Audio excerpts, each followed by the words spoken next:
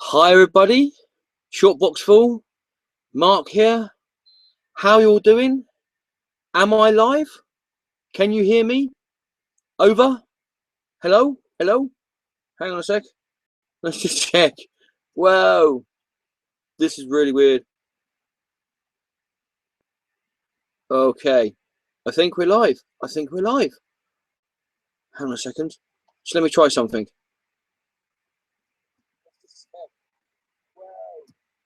This is really weird. We've got audio. We've got audio that doesn't sound like it's being run for a potato. This is awesome. Ha! This is awesome. And I've got 3 viewers as well. This is even better. Should we start again? Hi everybody, Short Box Full, Mark here. How you all doing out there? Everybody all right? Yeah? Ah. Now, all we need to hope is that the comments on the right-hand side of the screen work. And everything should be fine. So we just have a look, see if anybody... If you're watching this for the first time, don't worry. It's a lot less smoother than this, usually. Let's have a look. Anybody watching this, try the comment section on the right-hand side in YouTube, if you're seeing it in YouTube, because I want to see if this new setup for YouTube and Google Hangouts actually works for the comments. Okay, I know I'm talking with my hands a lot at the moment. So yeah, just if you're watching this video, say hi in the corner, and anytime whilst you're watching this video, just comment on anything you see on the video, or just start conversations up, and then as I'm doing this video, I shall go back into the comment section and read out what everybody's saying. Yes, everything. Right. Oh, this is awesome. It's brilliant. I've got it's working. Oh, cool. Right. Not everybody, I'm going to bed. I'm happy now. Right. No. No, sorry. You didn't see me to just come on here and start babbling about the things working. It's alive. You came here to see me show you stuff that I've got over the course of the last 3 months or so. Well, unfortunately, you're not going to see that. No. Well, not an awful lot of it anyway. This one might be a bit of a short one. I'm just going to show you a few bits and pieces because this is really just a tester, because I wanted to make sure that everything was going to be working okay for next week, which would be my main haul video from when I go to Southampton and everything else I've picked up over the course of that week. I also wanted to make sure that this was going to be ready for when I do my LSCC live haul video, whenever that is going to be, when I come back from LSCC. Because I'm going both days. Yeah. So yeah, how's everybody else doing? How's everybody doing out there? Everyone okay? You all right? Comment section down below. Not down below, to the right. I've got to get used to saying that now. To the right. Yeah, what a crazy mixed up year we've had so far. So many people dying. So many people dying. It's just ridiculous. It's like they're just dropping like flies. Do they know something we don't? I'm sure 2016 is going to be fine. I'm sure there's many people parked it at the beginning of last year. It's the winter, I think. Anyway, yes. And what else is that? Oh yes, I put a news flash up on my Facebook page yesterday. I finally got a chance to see the Suicide Squad trailer yesterday afternoon, and you know, it might actually be on for me to go to the cinema and see that movie. Batman vs Superman still looks like a pile of shit, and Wonder Woman looks like a pile of crap as well. But Suicide Squad, you might be lucky. I might actually go and see that. Just as long as I don't hear Will Smith say, so we're some kind of Suicide Squad there. Why he's Canadian all of a sudden, I don't know, but there you go. Should we just see if there's any comments? Because I think, let's have a look. Oh, this is awesome. Anthony Thurman, yo. Larassa, hi. Mr. Gretzky 9966, hi. And again, it's awesome. It's Mark. I'm okay. I can't believe they're gone. Movie looks better than the other crap. I'll take you a Suicide Squad movie. Yeah, I'll go along with that. I'll tell you what, it's a really freaky screwed up world when I'm more excited to see a Teenage Mutant Ninja Turtle movie than a Batman versus Superman movie. That's how crazy the world is at the moment. It's the first sign of the apocalypse, people. Right. Should we get on with me showing you stuff? And can I also say, Larissa, hi. It's nice to see you again. Well, not obviously see you as such, but hello. Haven't spoken to you for ages. Comment section there. To the right, not down below, to the right. Oh, this is awesome. I'm so hyper. I've really got to get my ADHD in control because I'm just going to explode on the screen. That's another story. Right, yes, stuff I've picked up and got over the course of the last 3 or so months that I haven't been doing videos properly. Stuff that I haven't shown you already, hopefully. Now, normally at the beginning of if this is the first time you've seen one of my live haul videos, hi. Yes, don't worry, they are usually this insane. Hang on, let me just. There we go. There's too much of the living room to be showing. That bit over there is really messy. More messy this side, which is amazing. And relax. Right, yes. Normally on this part of the video, I would be showing you guys what I picked up in the village shop in the little village that I used to live in. My 2000 ADs, my red Marvel books are there, and anything Doctor Who-y I would normally show you. I've actually packed all that stuff away. Well, packed it all away, but it's all in like one big lump, and I can't remember what I've actually managed to pick up recently and not recently. So starting next weekend, that'll be back on me showing you what I picked up there. But in their infinite wisdom,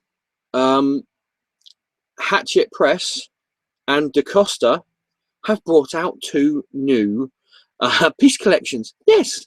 I haven't seen a DaCosta piece collection for ages, literally ages. I think the last time I got a DaCosta piece collection was, I think it was the Star Wars Fact Files, years and years and years ago. That's how long ago it was. Now, I'll show you what they are. I'll start off with the, let's say Hatchwell. I meant Hatchet Press, sorry, or Hatchet piece collections. I'll start off with the Hatchet piece collections, first of all. Then their newest one, that's out in the shops now, and issue 2 is probably out now actually, is the Draw the Marvel Way. There you go. And each fortnightly piece, you get a different bit of artistry kit, and also this booklet here, and it shows you how to draw stuff. There you go, how to draw figures. I'll tell you what this reminds me of. It reminds me of the annuals we get in the UK. Especially nowadays, you get this sort of thing of how to draw such and such a character. And this looks exactly like what they have in those sort of things. It's okay. It's a bit interesting. Let's have a look. You got this, you obviously get the booklet, and you get this little thing here, which is just a load of advertising buff and gumph to get you interested in picking up the piece collection. I mean, I take it this is what you collect over the course of the number of weeks that you have to get this this piece collection. Now you get all this stuff.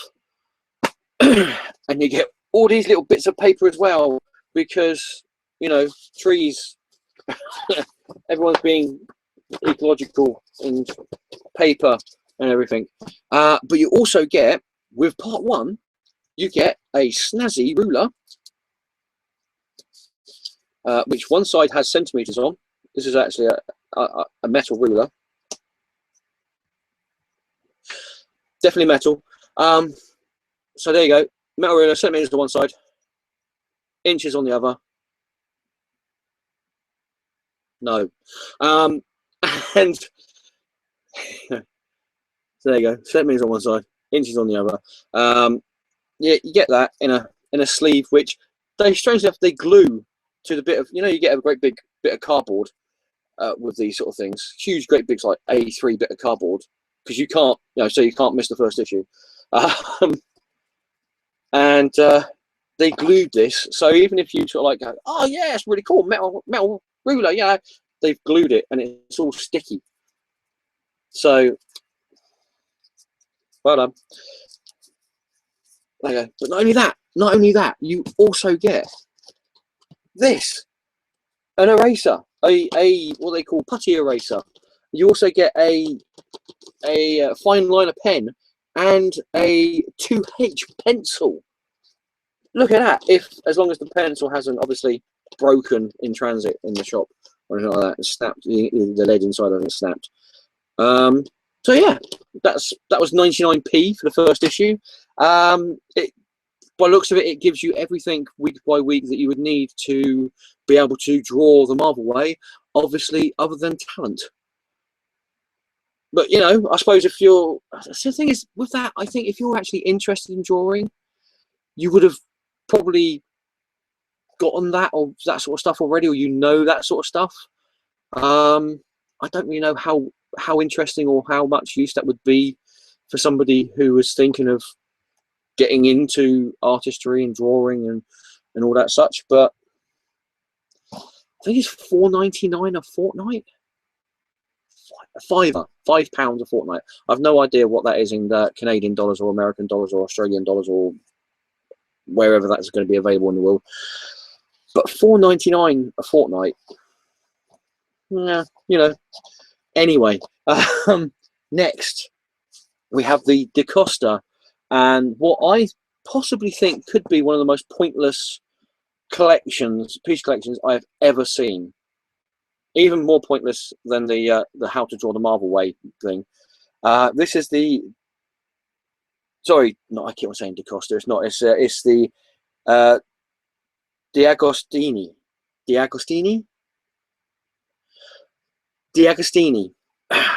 I always get that thing wrong. It's the D'Agostini Star Wars helmet collection. Yes. Yes, you in fortnightly parts can collect all the famous helmets from Star Wars. Yeah, such as Darth Vader's helmet, Boba Fett's helmet, which I admit looks pretty cool actually, Boba Fett's helmet, and C-3PO's head. You can see where this collection is going, can't you? Yes. When the third issue isn't a helmet, it's a robot's head. They've already run out of helmets to be able to show you by issue 3, so they've got to chuck the robots in there. You get all this other stuff as well, the usual stuff that tries to get you interested in buying. Please buy our stuff. I mean, if you're really that much of a die-hard Star Wars fan, I could see this being interested to somebody. I mean, these are some of the helmets. It's not too bad. There's a heck of a lot of stormtroopers and that in there. I'm just wondering if they're going to do the caps as well. The grey caps that the admirals in that wore. I'm just wondering if they're going to do those as well. Like I said, I would probably get. I mean, look, here you go. There's Boba Fett's helmet. Right. I'll probably get that one because it's Boba Fett, and it's probably one of the coolest helmets you can get out of Star Wars, other than Darth Vader. I should get that as well, which is your subscription thing to fill out and get sent to you and such. But yeah, really, Star Wars helmets. I mean, this is the actual helmet here. I haven't taken it out of the box yet. I don't know if you can see it without any glare. There you go. Let's do that. There's the glare. As much glare as I can get off of it. So it looks sort of,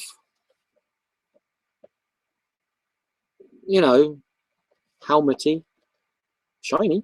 Look at that, shiny. But yeah, do you really want to have a load of Star Wars helmets on your bookshelf? I suppose somebody might.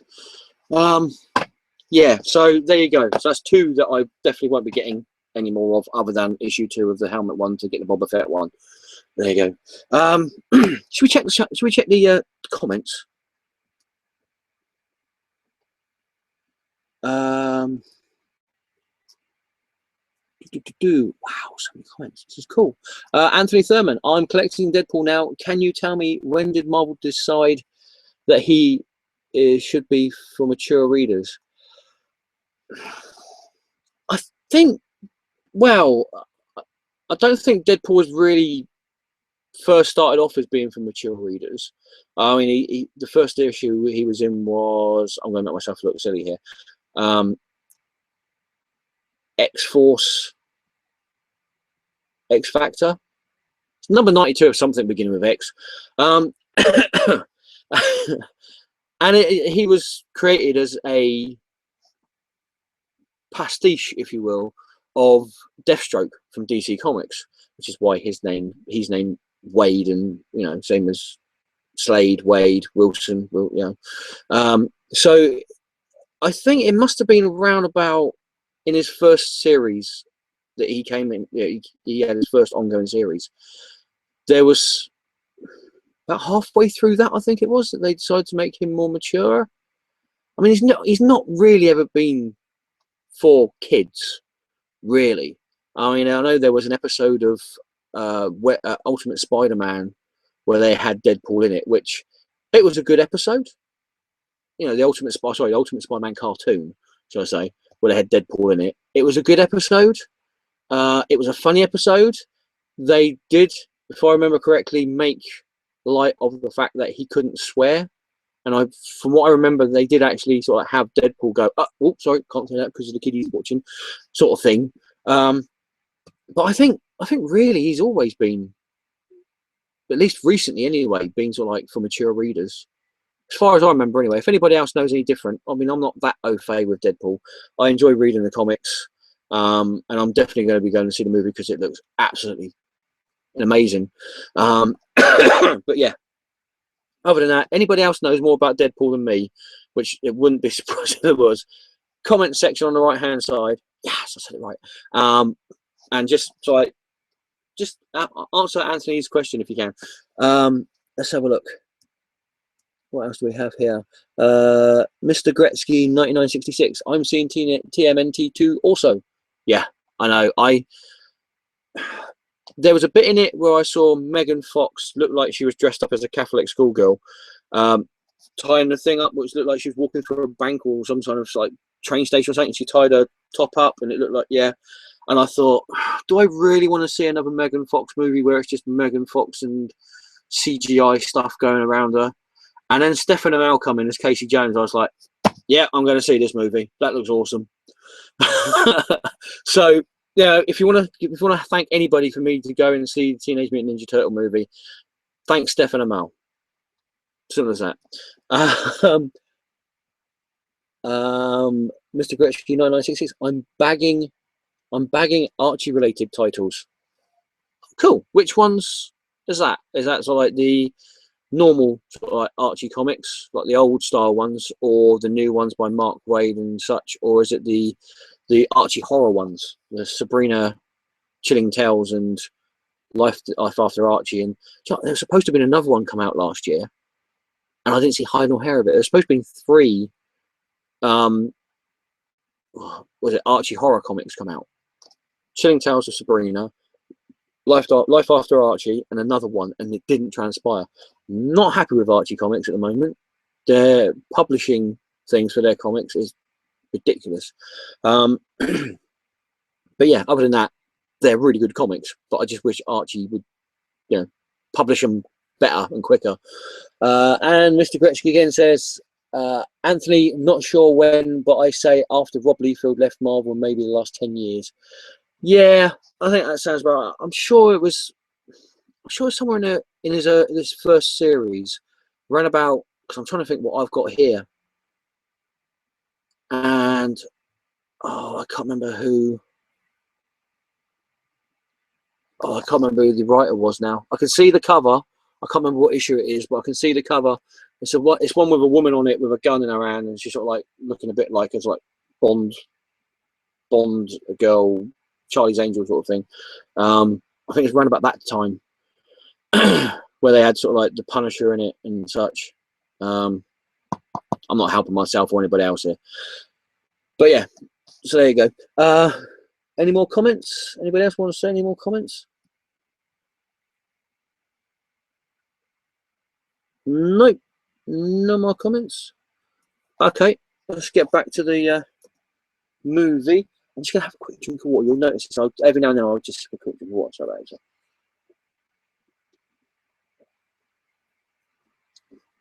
This.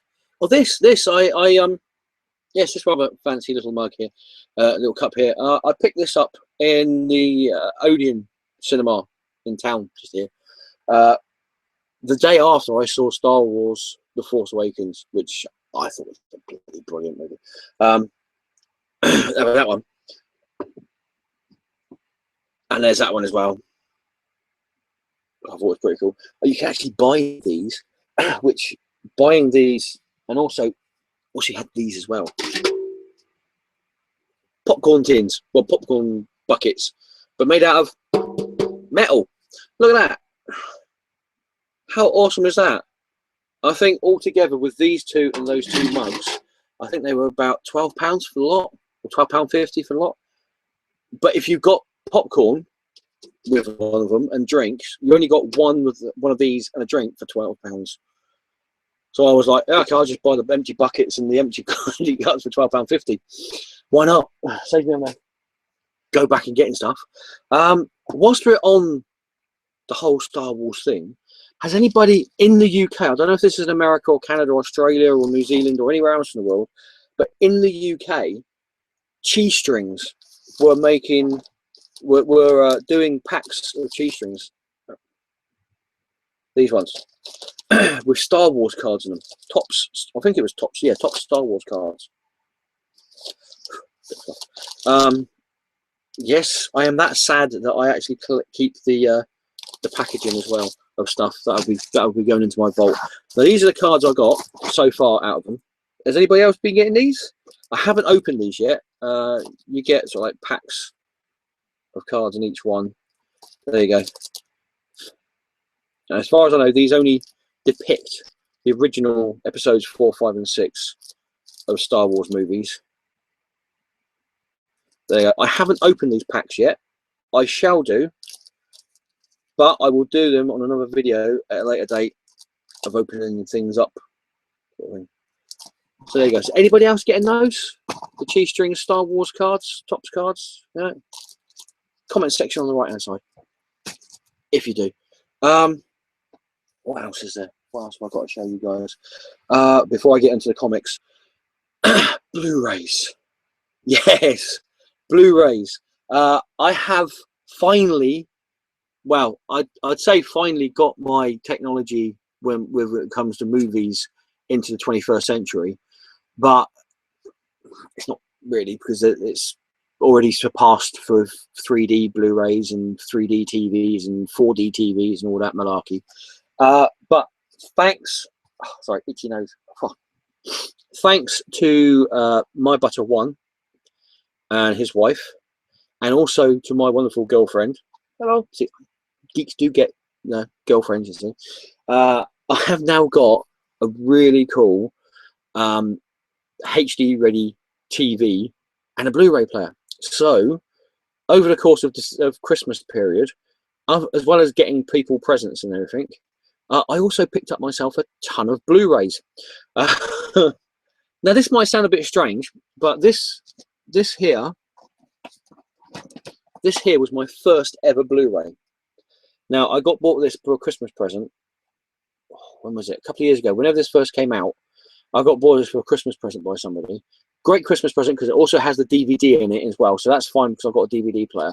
But this was my first Blu-ray. Never had a Blu-ray player until recently. So I was like, I can watch the DVD, but I can't watch the Blu-ray. So then about 4 or 5 months ago, now in the UK we've got shops, these cheapy shops called Poundland and Pound World, and guess how much stuff's being sold in there? That's right, 85p. Pound, obviously. So Poundland started selling Blu-rays in there, and I was like, I'm not going to buy them because I haven't got a Blu-ray player. My TV at that time was completely shagged. I couldn't hear anything going out of it. But then they had this in there for £1. Anchorman 2. The legend continues. And I thought, do you know what? I'm looking to update stuff. I'm looking to get a new TV and a Blu-ray player because I want to get back into the 21st century with my stuff and that. So I picked this up for £1.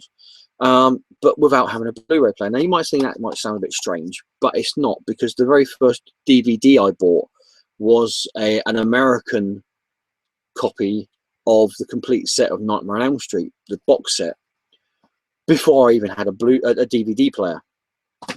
So I do that sort of thing. But look what I've got now with Blu-rays. I think I might have got a little bit insane with buying Blu-rays. Not really, actually, because these, I don't think, the most expensive one here I got was that one, which I paid full price for, Ant-Man. So I think it was a brilliant movie, absolutely awesome. So that was the only one that I've actually paid full price on. Everything else either cost me anything from £1 to £10. If I can shut that up, that'd be awesome. And there you go. The typical one, the full price one doesn't even shut up properly. So anyway, so this is what I've picked up, right, over the course of the last sort of like 4 or 5 weeks. Aliens versus Predator. That cost me £1. Now I know a lot of people didn't like this movie, but I did, so I don't care. The Spirit. I think that cost me £1.50 in a second-hand shop.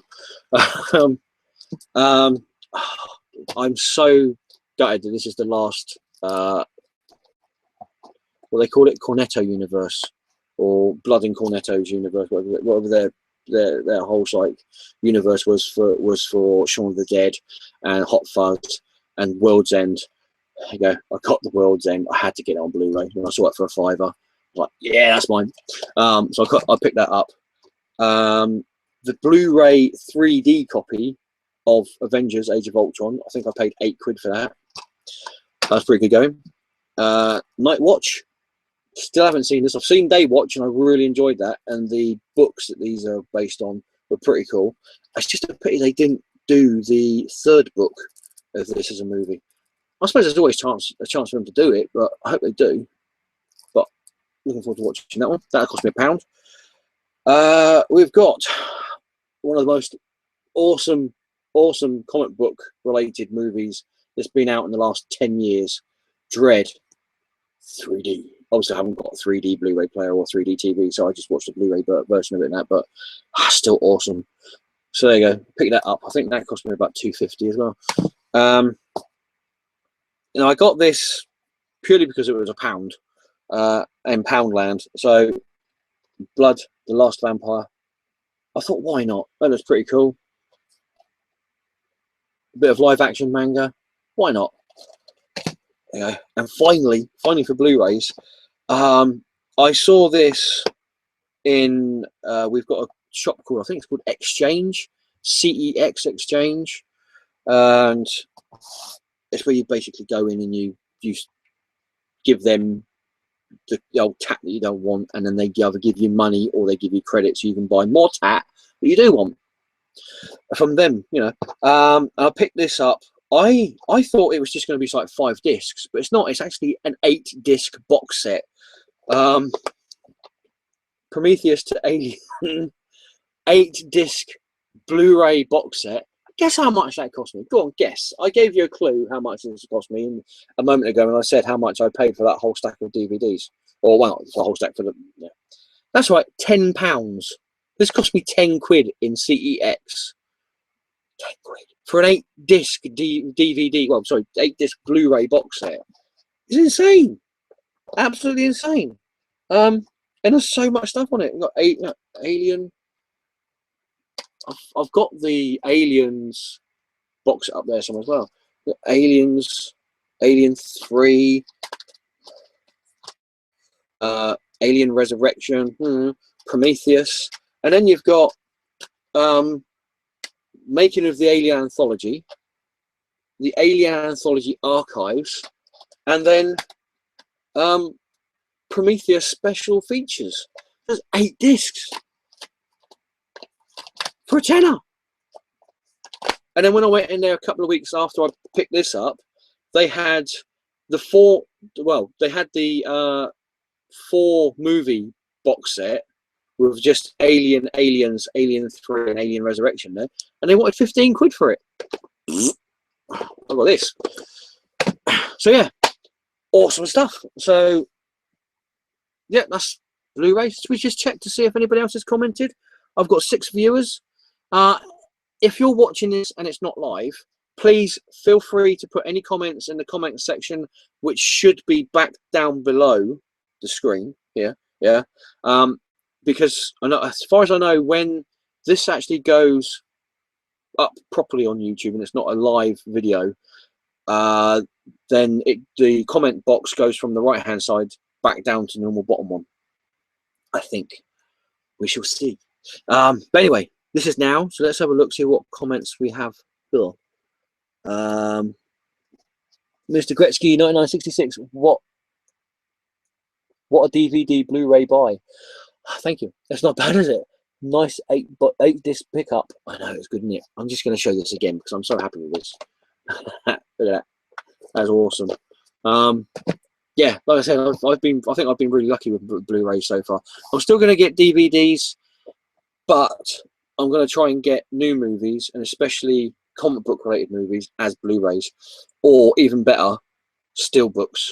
If I can get the steelbook Blu-rays for the comic book movies, I'll be happy. Right, like I said, you're watching this, say hi in the comment section on the right hand side, or if you're watching this and it's already up on YouTube and you're watching it a couple of days later, say hi in the comment section down below. If you see anything in here you want to chat about, in the comment section, or if you just want to say hi, and that's it. Either one, whichever time you're watching this. Oh,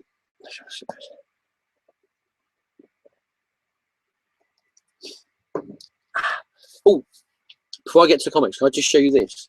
This is awesome. Richard, if you're watching this, all right, mate, how's it going? I've just got to show people this. This is awesome. I love this. How cool is that?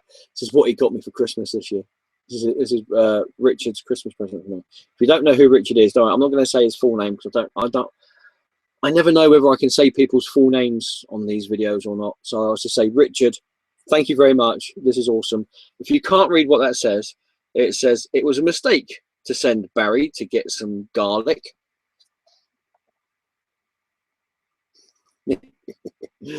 Ha ha ha ha ha. Oh, wordplay, you gotta love it. Yeah, that's awesome. Thank you again, Richard. Really cool present. Oh dear. All right, should we get on to the comics now? Should we? Yeah. Now, again, normally I would go through back issues that I've just recently picked up, and then I'd go on to new comics and such and sundry. But because I haven't really got that many back issues, I thought I'd show you 2 comics that I've picked up in the last, well, when I was like in the wilderness with technology, last 3 or 4 months. 2 comics that I have been after for quite some time. Now, I think one of them I've already showed on a video, but that was the live haul video I did where the audio was absolute pants. So I'm going to show it again. The other one I haven't shown on any haul videos yet, but I'm so happy I got it. The first one is, and I'm sure I showed this one before. The first one is DC Comics Presents number 6, Superman and Green Lantern. There you go. Now you might think to yourself, well, Mark, what's the significance of that? What makes that such an amazing comic that you've been after that for so long? Well, nothing actually. As far as I know, there's nothing really intrinsically amazing about this comic. I mean, it's a good story. It's DC Comics, you know, pre-2011. It's going to be good. But it's more what this comic means to me than anything else. Now, when I was younger and I started reading comics and that, in the, well, even nowadays, but in back then, you used to get adverts for comic books that were coming out, you know, in the next sort of like few months or even in that month. And obviously in the UK, where I lived, in this wonderful little town that I live in now, well, now I have done for the last 40 years. It was very, very difficult to get specific comics because there was never any sort of like rhyme or reason to the comics that the news agents around here would get. I remember Martin's, which was a news agents here years and years ago. I think they've got a few shops still around somewhere, but obviously not in this town. And they used to get DC and Marvel comics in them. And say you'd get, sorry, fluff. Say you'd get, well, not fluff, but, say you'd get Batman number 478. There was no guarantee that you would get next month Batman 479, or even the month after that Batman 480. Chances are about 3 months time you might get Batman 481, but you know, so you get the idea. You know, there wasn't any, you couldn't actually order them. You couldn't actually say to somebody, can you order these things, because then they turn around and say, we don't actually have any control over those, we just get what we're given. Go buy a newspaper. And the same with Smiths as well. WH Smiths used to sell American comics. So when I used to get bought these comics by my dad and my mum and my dad, and I used to read them, and I used to digest everything in these comics, everything from the actual story to the adverts and everything, because it was just so amazing for me to get these things when I did. And you'd see these adverts in there for these comics, and you'd be like, wow, that looks amazing. I wonder what's happening, what's going to happen in that story. But you never got a chance to find out because the shops around here never had them. So this has always been one of those comics that I've seen years and years ago when I was reading comics and having, well, my parents were buying me comics to help me with reading and everything, and to just help me chill out for sort of like 10 minutes whilst I was reading them, with almost like hyperactivity that I had and ADHD and all that rubbish. And you know, so seeing this now, and I picked this up from Southampton Comics in Southampton at the Loft Ladder. Yep. So thank you very much, guys, for this. You have just made 8-year-old me extremely happy with getting this. Yeah, when I saw this at Southampton Comics at the Loft Ladder, I was like, that's mine. No one else is having that one ever. That's mine. And the best thing is as well, it's the scent cover and all. It's the scent cover. Now I know people say pence cover, scent cover, doesn't really bother them. Normally it doesn't, but for me, for 8-year-old me, getting the scent cover for this is just, you know, you imagine 8-year-old me go, wow. So yeah, there we go. So that's one of my holy grails, I suppose you could say, was that one, which is pretty awesome. And my next one, now I obviously haven't been after this one for as long as I have been for that one, but I've always wanted to have this comic. Unfortunately, as soon as it appeared in one of the Justice League episodes in the cartoon series, the price of it shot up ridiculously, absolutely mentally.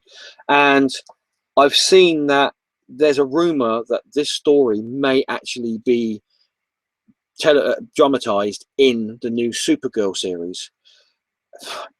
And this comic went up again, ridiculous prices. But I managed to get this October, November time last year for a ridiculously low price. Seriously, whether the people that I was bidding against didn't really want it, or didn't know, or didn't understand, or maybe they just, I don't know, just lost connection. But whatever happened, the comic book gods looked down on me. Thanks, Ray. you know, Rayo. I got this. And as well as that, it's really cool because it goes into my Alan Moore collection as well. It's Superman Annual number 11. For the man who has everything. Sorry, for the Superman who has everything. I'm so happy I got this. I really am. Yeah, it's one of those ones where you see it, and you see it on eBay, and you see it in comic shops, and it's like £10, £15. You're like, yeah, I really want to get that, but I don't want to spend that money on it because, you know, either I can't afford to spend that sort of money, or I don't want to spend that sort of money on this. And I suppose you could say, well, if you really wanted it, you'd spend £10, £15 for it. And I did really want it, but I wanted it at the right price, and the price I spent on this was definitely the right price. And I'm, you know, all those times I've seen it on eBay going for sort of like £10, £15, or in comic shops going for about that much money in that, and I'm so glad I waited and waited till I got this one. That's awesome, really awesome, really happy with that. What else we got? I'll quickly show you this because it's not really something that I was waiting to get, but I picked it up in a charity shop in Salisbury, which reminds me actually. Now I picked this up. I like to go charity shopping, and I like it even more when I see things like this in charity shops for pence. I think this cost me 60p. It's the Star Wars X-Wing Rogue Squadron Requiem for a Rogue. I think it's the trade. Yeah, the trade paperback. Now this is the Titan Books trade, so it means it's the British print, or British reprint of the American Dark Horse trade of it. I'm not quite sure what's actually in this book. So look. Yep, there you go. 60p I paid for that.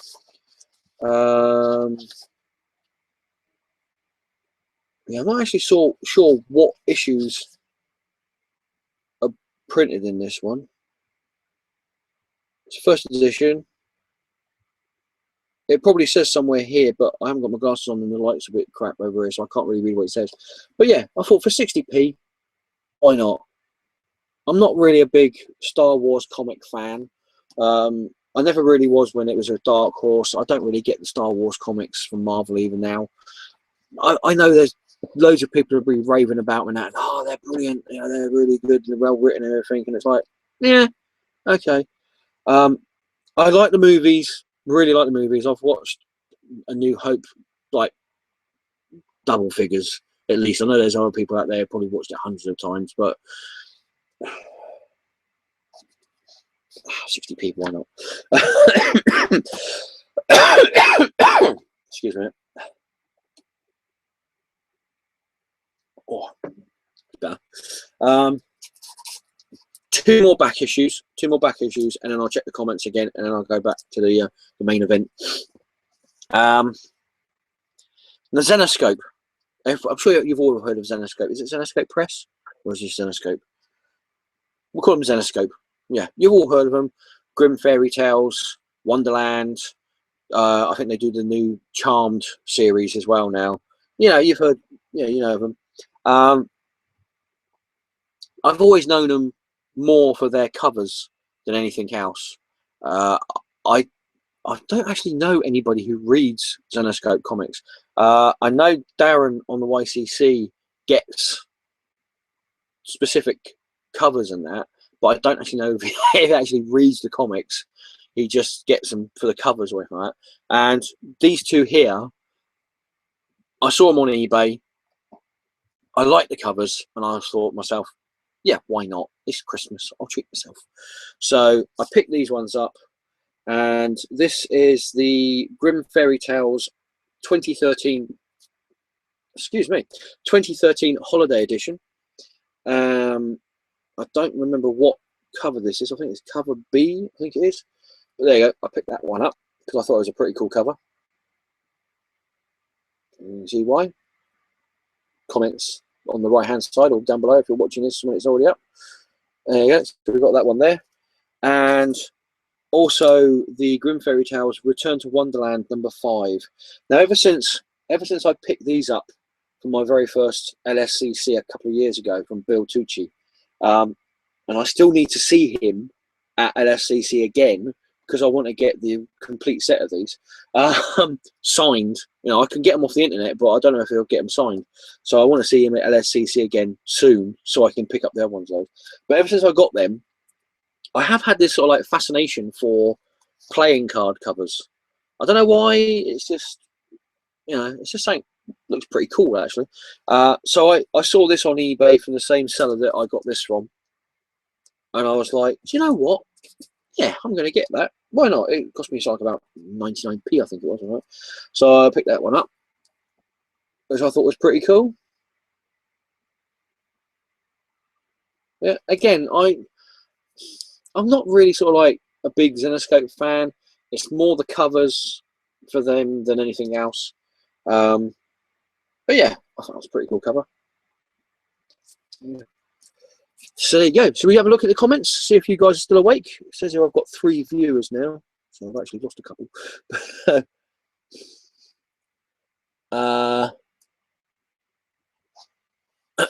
Your movie sorry, Mr. Gretzky 9966. Your movie collection must be getting as big as your comic collection. Dude, you have no idea. You seriously have no idea. You know, when I do the videos from when I'm sat down on the sofa and you see those 3 shelves with DVDs all in them. Yeah, I'm looking at them now. That's why my eyes keep on flitting up from. That's nothing compared to all the DVDs I have. Fortunately, in this place, I do not have the room to keep all my DVDs and old VHS videos, and all that sort of stuff out. What you see on those bookcases is probably about 1/8 of the actual movies that I have and DVDs that I have in my vault at the moment. I wish I had a place big enough to be able to get everything out and put it all out on display and just show everything. Oh, I wish I had the place big enough for that. Really need to win the lottery. Maybe I could get a Kickstarter started up to get people to pay for me to get a big house. My tits aren't big enough. But yeah, so yeah, I do have a fairly big DVD movie collection, but that what you see on the back of my wall, on those shelves, is quite small bit of it. DC Mr. Gretzky 9966 again. Comics, yeah, comics. I think I just blew somebody's eardrum out by that. Again, Mr. Gretzky, those DC Presents are so awesome back then. Yeah, they were, weren't they? DC Presents, Brave and the Bold, Marvel Team Up, and Marvel 2-in-1, probably some of the best comics that they had out in the sort of like the 70s and early 80s and that. Those are brilliant, absolutely brilliant. Really love them. I'm trying to get complete sets of them all. Obviously, Brave and the Bold might be a bit more difficult than DC Comics Presents and the other 2 Marvel ones. But because obviously Brave and Bold was quite old when it was first started out before it became a team book. But you know, it's worth a try. Again, Mr. Gretzky, Superman Team Up with Green Lantern, epic. It was for my little 8-year-old mind. That cover was like, I need to find out what's going on. It's a pity it took so long for me to get it, but there you go. Those covers rock. Thank you very much. I thought so as well. There was a set of 5 other ones that I was after. Realm Knights 1 to 5. There was a set of covers for those as well, but somebody beat me to it. In fact, it went for a ridiculous amount of money. It went for like 25 quid. Well, I think it was ridiculous anyway. 25 quid for 5 issues. Hoping to see if I can pick them up at LSCC in February. Fingers crossed. But yeah, we'll see how it goes. Yeah. And finally, oh no, beta tapes. I don't actually have any Betamax tapes. And do you know what's really weird? I found out they only just recently stopped making Betamax tapes and Betamax machines. only just recently they stopped making them. I thought they stopped making them in like the 80s when VHS took over and just, you know, blew Betamax away. I didn't realize they were still making them. It's really weird. But there you go. Any more comments? No? Okay, like I said beforehand, if you want to comment on this video as you're watching it, please do on the comment section on the right. Or if you're watching this video and it's already up on YouTube, comment section down below. I really do love reading the comments. If you're watching this now, I will read out the comments to you and I will answer them. If you are watching this when the video is up, I will answer you back by typing. I can't say very that, can I? Should we get back? I'll just put the screen on that I can actually see myself, because there we go. Hello, we're back in the room. Hello, all right. And we're back up to 5 viewers again. Cool. Right, new comics. Now, what I usually do here is I scratch my nose because it's a bit itchy. Seriously, I had a nosebleed this morning. God knows where it came from, and my nose has been a bit ever since. Right, what I usually do here, I'll show comics that I've picked up from the big two, Marvel and DC, and then I go into independents and that. So I shall so look. Wow, there's a fair old bit there. I'll tell you what, let's do DC first, because there seems to be a fair wodge of comics there from DC. There you go. This is DC that I've picked up in the last sort of like couple of weeks. Well, it's not picked up, but got sent to me in the last few weeks since after Christmas, shall we say, and New Year. Okay. So we go, stick them on here.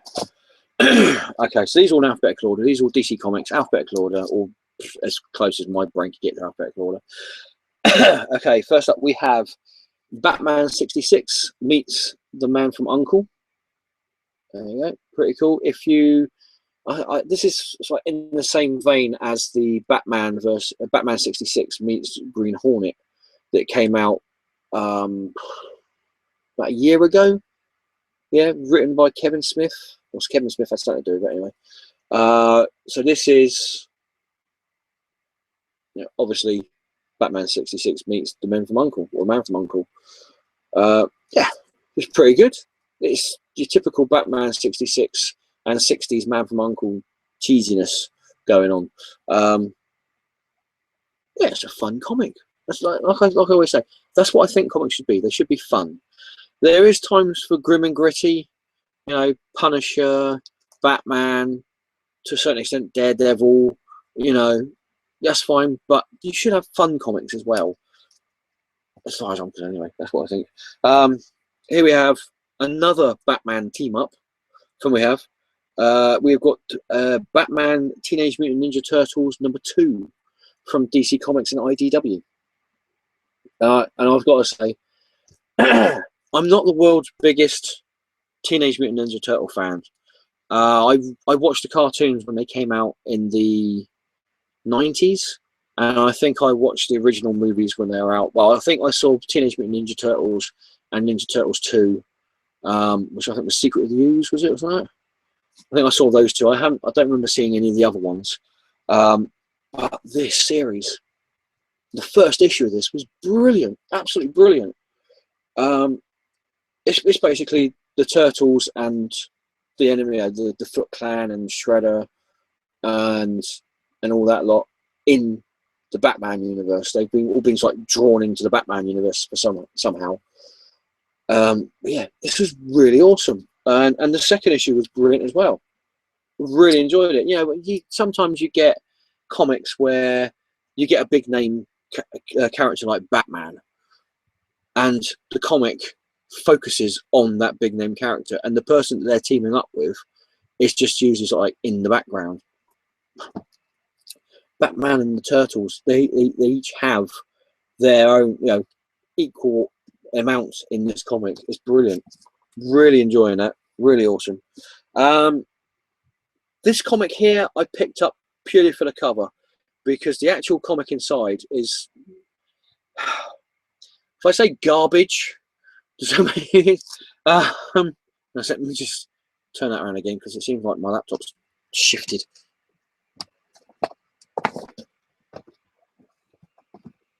There we go.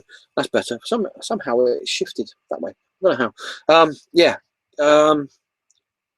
There are some new takes on female DC comic characters that recently arrived in comic books, which I think are just absolute rubbish.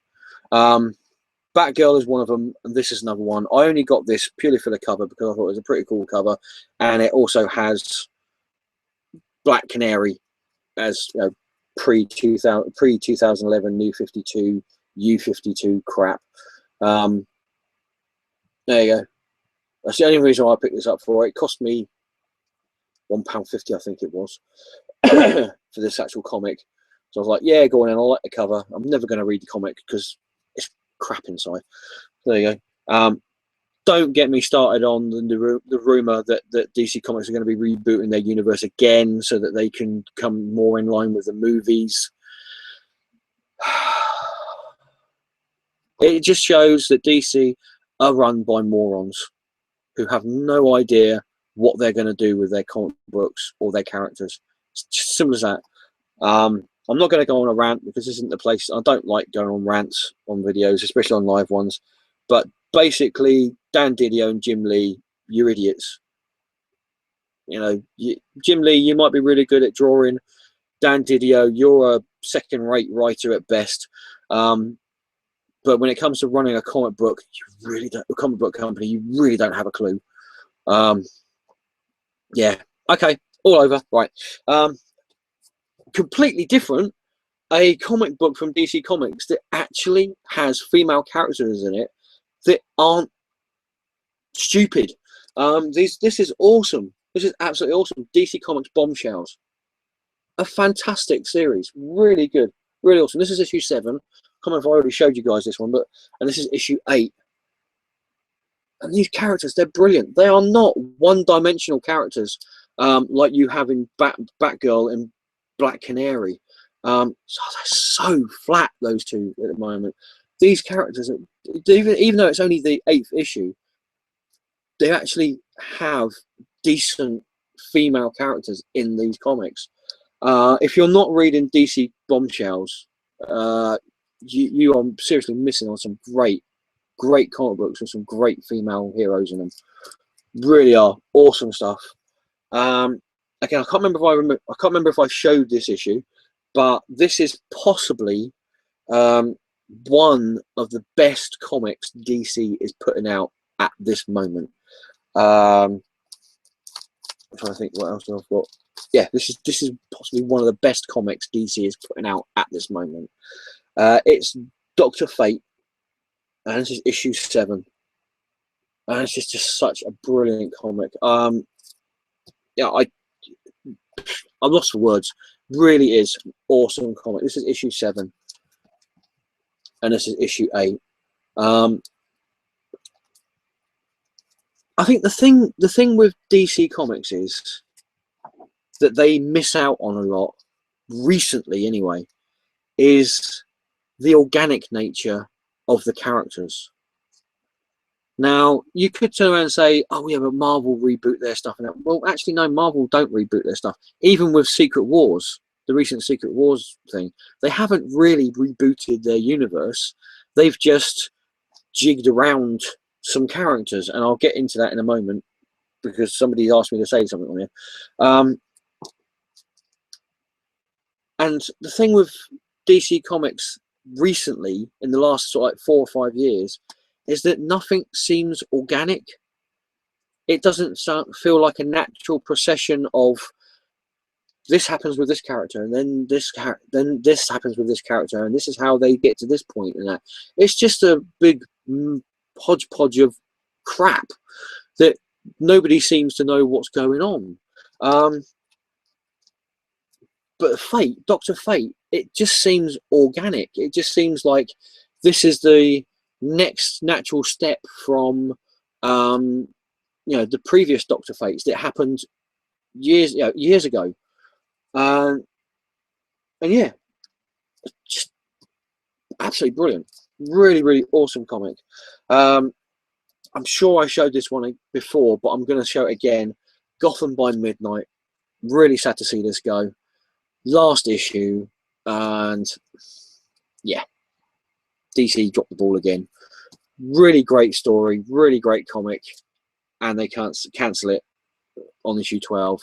Typical DC, really. Right. If you remember, cast your mind back to December last year. I know it was only about three weeks ago or so, but anyway, do you remember the Harley Quinn little black books that DC were pumping out over December, where you had the normal cover and then you had the 3 bagged variants?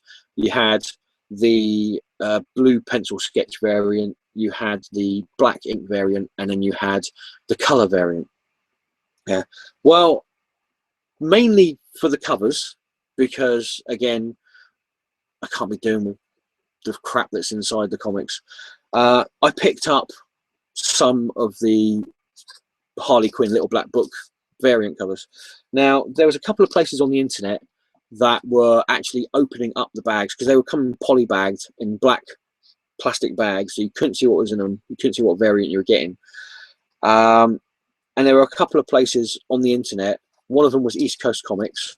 I hope it's all right for just giving you guys a shout out. Who on eBay is Ryback, RYBAC. Yeah.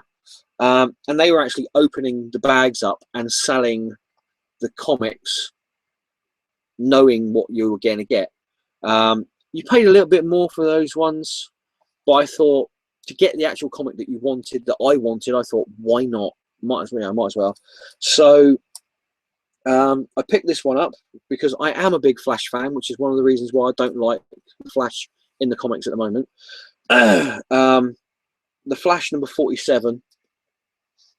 There you go. How awesome is that cover? The color version of the Harley Quinn little black book variant with classic Harley and classic Barry Allen Flash, the only 2 Harleys and Flash you should really be bothering if you are fans of them. In my view, anyway. I can hear people now going, yeah, that's just an awesome cover. Really is a cool, I think it's a really cool cover. But to sort of like balance that out, I also picked up unopened bags as well of certain issues. So that's the unopened bag of the Flash number 47. I have no idea what is in that one. And also an unopened bag of Wonder Woman number 47 as well. Now, I'll do the same as with these ones as I did with the other ones. I shall open them up on a recorded video that I'll put up later on in the week, sort of thing. So I still have no idea what these are in these. I think I got sent these about 3 weeks ago. So that shows you how long I've been waiting to see what's in them. So if you want to find out what's in them, you're going to have to wait until I do my recorded video where I open these ones up. So yeah, should be interesting. There it goes. And also talk about Harley Quinn. We have the last issue of Harley Quinn and Power Girl, issue 6. This whole mini series took place in between like 2 panels, I think it was, in issue 10, was it, or something like that? The one where the Harley Quinn and Power Girl story that was actually in the Harley Quinn series. This mini series, so much better than the actual main series. It really was so much better. I know it's done by the same people, but I don't know what it was. But the actual main series is a bit, but this is really good, really funny, really good. And I wish that they would write the Harley Quinn series, main one, like this, because it's letting them down, really. There you go. And we also have Justice League 3001, which is also a really good series, possibly the best Justice League comic that the DC are printing at the moment. And then we've come into some newer comics, ones that come out just last weekend. We have got The Legend of Wonder Woman, issue 1, which is a 9... I can't remember if this is a 6 or 9 issue miniseries. But yeah, Legend of Wonder Woman number 1.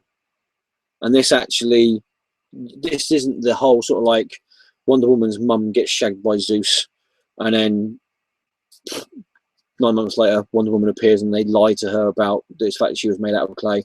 Not the crap origin. This is the decent origin where she's actually made out of clay, or formed from clay and turned into a real woman, a real child, and grows up on a paradise island and that. Yeah, and I read this first issue and it was really, really great. Absolutely brilliant first issue. I wish that DC would go back to this version of Wonder Woman and not the rubbish version they've got in their comics now. Poison Ivy, Cycle of Life and Death, issue 1, another mini-series from DC Comic. This was all right. It was okay until they pulled the, we don't think that this is actually going to sell that well with Poison Ivy being the main character in it, so we're going to chuck Harley Quinn in it purely randomly for no reason other than the fact that Harley Quinn at the moment sells comics. So yeah, so halfway through the book, it's like those TV series. Remember the TV series in the late 70s and early 80s where you'd have the main series and then you'd have a TV series that was an offshot of it, and in the first episode, just to make sure that people knew that this was part of the same TV world as the main one, some of the main characters from the main series appeared for no reason. They just turned up, knocked on the door, and went, "Hi, how are you doing?" sort of thing, and then they buggered off about 5 seconds later. Well, this is what Harley Quinn's appearance in this is like. She pops up for no reason whatsoever, does a bit of Harley Quinn in thing, and then buggers off again. You don't see her ever again, and that's it. They could have quite easily done this whole comic without having Harley Quinn in it, and it would have been good. The fact they just shoehorned Harley Quinn in there purely for the fact that they obviously didn't think this series would sell well without her being in it. There you go. That's just my little gripe of that one. This one. This is the Superman comic to buy. If you're a Superman fan, this is the only Superman comic you need to be buying at the moment, other than Superman American Alien, which is a pretty cool series as well at the moment. But this is as far as I'm concerned, this is the only Superman comic out that DC are publishing at the moment. This is Superman Lois and Clark. Yeah, issue 3. This is just great. This is actually the Superman that should be in comics now, and the Superman that should be in the movies now. Not, I'm not going to get my eyes on it. You get the idea. So yeah, brilliant series, really is. If you're a Superman fan, you really should be reading this. And finally for DC, this was great. This series, this first issue took me back to 1980s when Alan Moore was writing Swamp Thing, and I think it was actually Len Wein was doing it as well, but before Alan Moore did it. This is Swamp Thing #1. This is another new miniseries by Len Wein and Kelly Jones. Kelly Jones' artwork is just made for Swamp Thing and horror comics. Really is.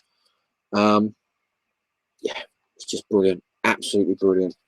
Right, I was waffling on about with the DC comics. Let's have a quick look. So I've got 7 viewers now, so I'm just going to have a quick look and see what comments we've got here. If anybody else other than Mr. Gretzky 1966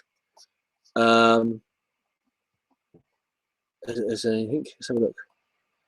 Mr. Gretzky 1966. If anybody else wants to comment, please feel free to do so.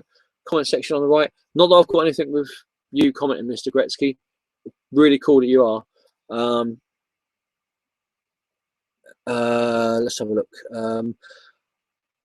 Mr. Gretzky 1966. My fun comics I pick up are Archie title books. I got the Flash variant of the Looney Tunes DC variants. Did I get that one? I don't think I got that one. Was that the one with Roadrunner and Speedy Gonzales? Or was it just Roadrunner and Wile E. Coyote? I can't remember. I don't think I've actually picked that one up. Mr. Gretzky, how yeah, those two suck. I take it that's Batgirl and Black Canary. They do. They suck so hard. I can see why you only get people who actually don't read comics actually bigging them up. Or at least that appears to be the only people who read Batgirl and Black Canary. I'm not saying it is, but it just seems like the people who read Batgirl and Black Canary are possibly also vegan. I don't know. I could be wrong. Flash is so good, but if DC idiots reboot, I may not get any new books. I've got to disagree with you, unfortunately, man. Since New 52 started, the Flash comics have just this is the first time in, well, what was it, 2011? So it was probably the first time in about 30 years that I didn't get a Flash comic in as a regular thing when Manifold and the other twat took over Flash comic. I think they completely ruined Barry Allen. And is it Vici Vendetta, whatever his name is? He writes Exo Man of War for Valiant Comics, yeah? That is brilliant. Amazing comic. He writes The Flash. I'm like, are you sure this is the same person who writes Exo Man of War for Valiant? No. So I'm happy that you enjoy it, man. Really am happy. I'm happy that anybody enjoys the comics that they're enjoying. But to me, that's not Flash. Sorry. Again, Mr. Gretzky, all I get is Flash and Batman. It's fair enough. Is that all you get from DC Comics? Because that sounds probably about all I get from, similar to me. I only get two. Whatever happened to the Raven mini by Wolfman? I have no idea. I have heard rumors about it happening, and that's all they are, with rumors. I think, and they're supposed to come out in somewhere mid this year, because DC are doing a load of mini series now. They're concentrating on Superman, Batman, Wonder Woman, Flash, Green Lantern, Green Arrow, and Aquaman. They're keeping those ones as ongoings, but anything else, they're just doing mini series, or they're doing those. Oh, what was it? They're doing the big, massive, so like $8 comic, which has got Firestorm, Metal Men, and a couple of other things as well, Sugar and Spike, and something else, for $8 a month. I think it's a month anyway. You're right. But yeah, I haven't heard anything since I heard that Wolfman was supposed to be doing the Raven miniseries. He's at LSCC this year, so if I see him, which I hope I do, because I want to get a few things signed by him, if I see him, I'll ask him what happened to the Raven miniseries, if I can remember, with my brain going, "You're Marv Wolfman." Again, Mr. Gretzky, Harley Quinn shows up to sell books. Basically, yeah, it really was that dumb. They could have quite easily had Harley Quinn not appear in that book, and it would have been a great book. And they just chucked in Harley Quinn in the book. She just like turns up for no reason, and it was that cheesy. In it was like a security guard turned up, or secretary turned up. I can't remember. It shows you how much of an impact it had on me. Someone turns up at the door where Poison Ivy is, and they go, "Oh, Dr. Isley, there's someone here to see you." And it's like, "Oh, who is it?" And then full page. I'll show you. Hang on, I'll show you. Full page, right? Not even like a panel. We're talking full page, and there's Dr. Harleen Quinzel. Let's have a look. Where is it? Where is it?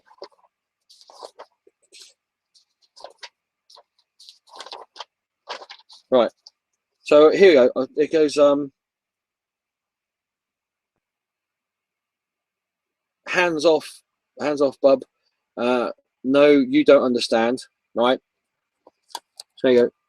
Hang on a second. I'm looking at the comments. I need to get to the big screen so I can show you what this is. Right, here you go. Right. I don't know. You can't see there, but in there it says hands off, bub. No, you don't understand. Yeah.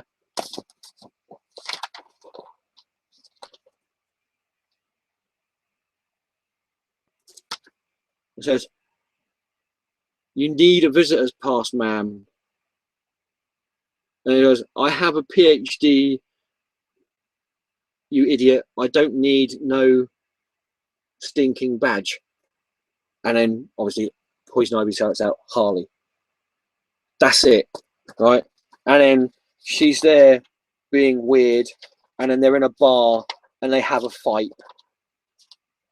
and then Harley Quinn buggers off on a motorbike, and then it gets back to the story again. So she's in this story. She's in this comic book for say 1, 2, 3, 4, 5, 6, 7 pages of the storybook, where they could quite have easily put 7 pages of actual story in it. You can tell there's a movie coming up with her in it, can't you? Or at least a character that's supposed to be Harley Quinn in it. But I digress. What else we have here? I missed issue 3 of that book. I need to find it. Issue 3 of what book? The Harley Quinn Power Girl one? Or sorry, no.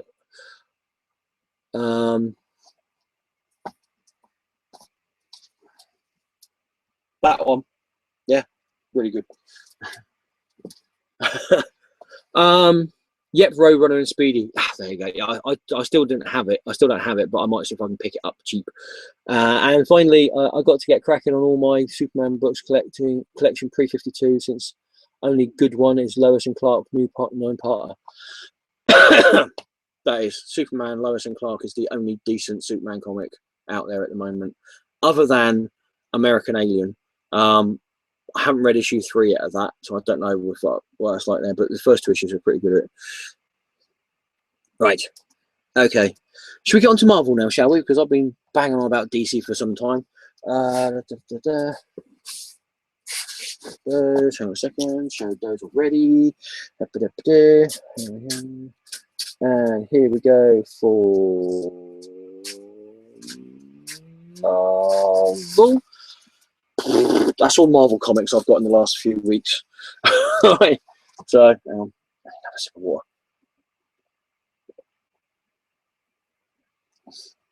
What time is it?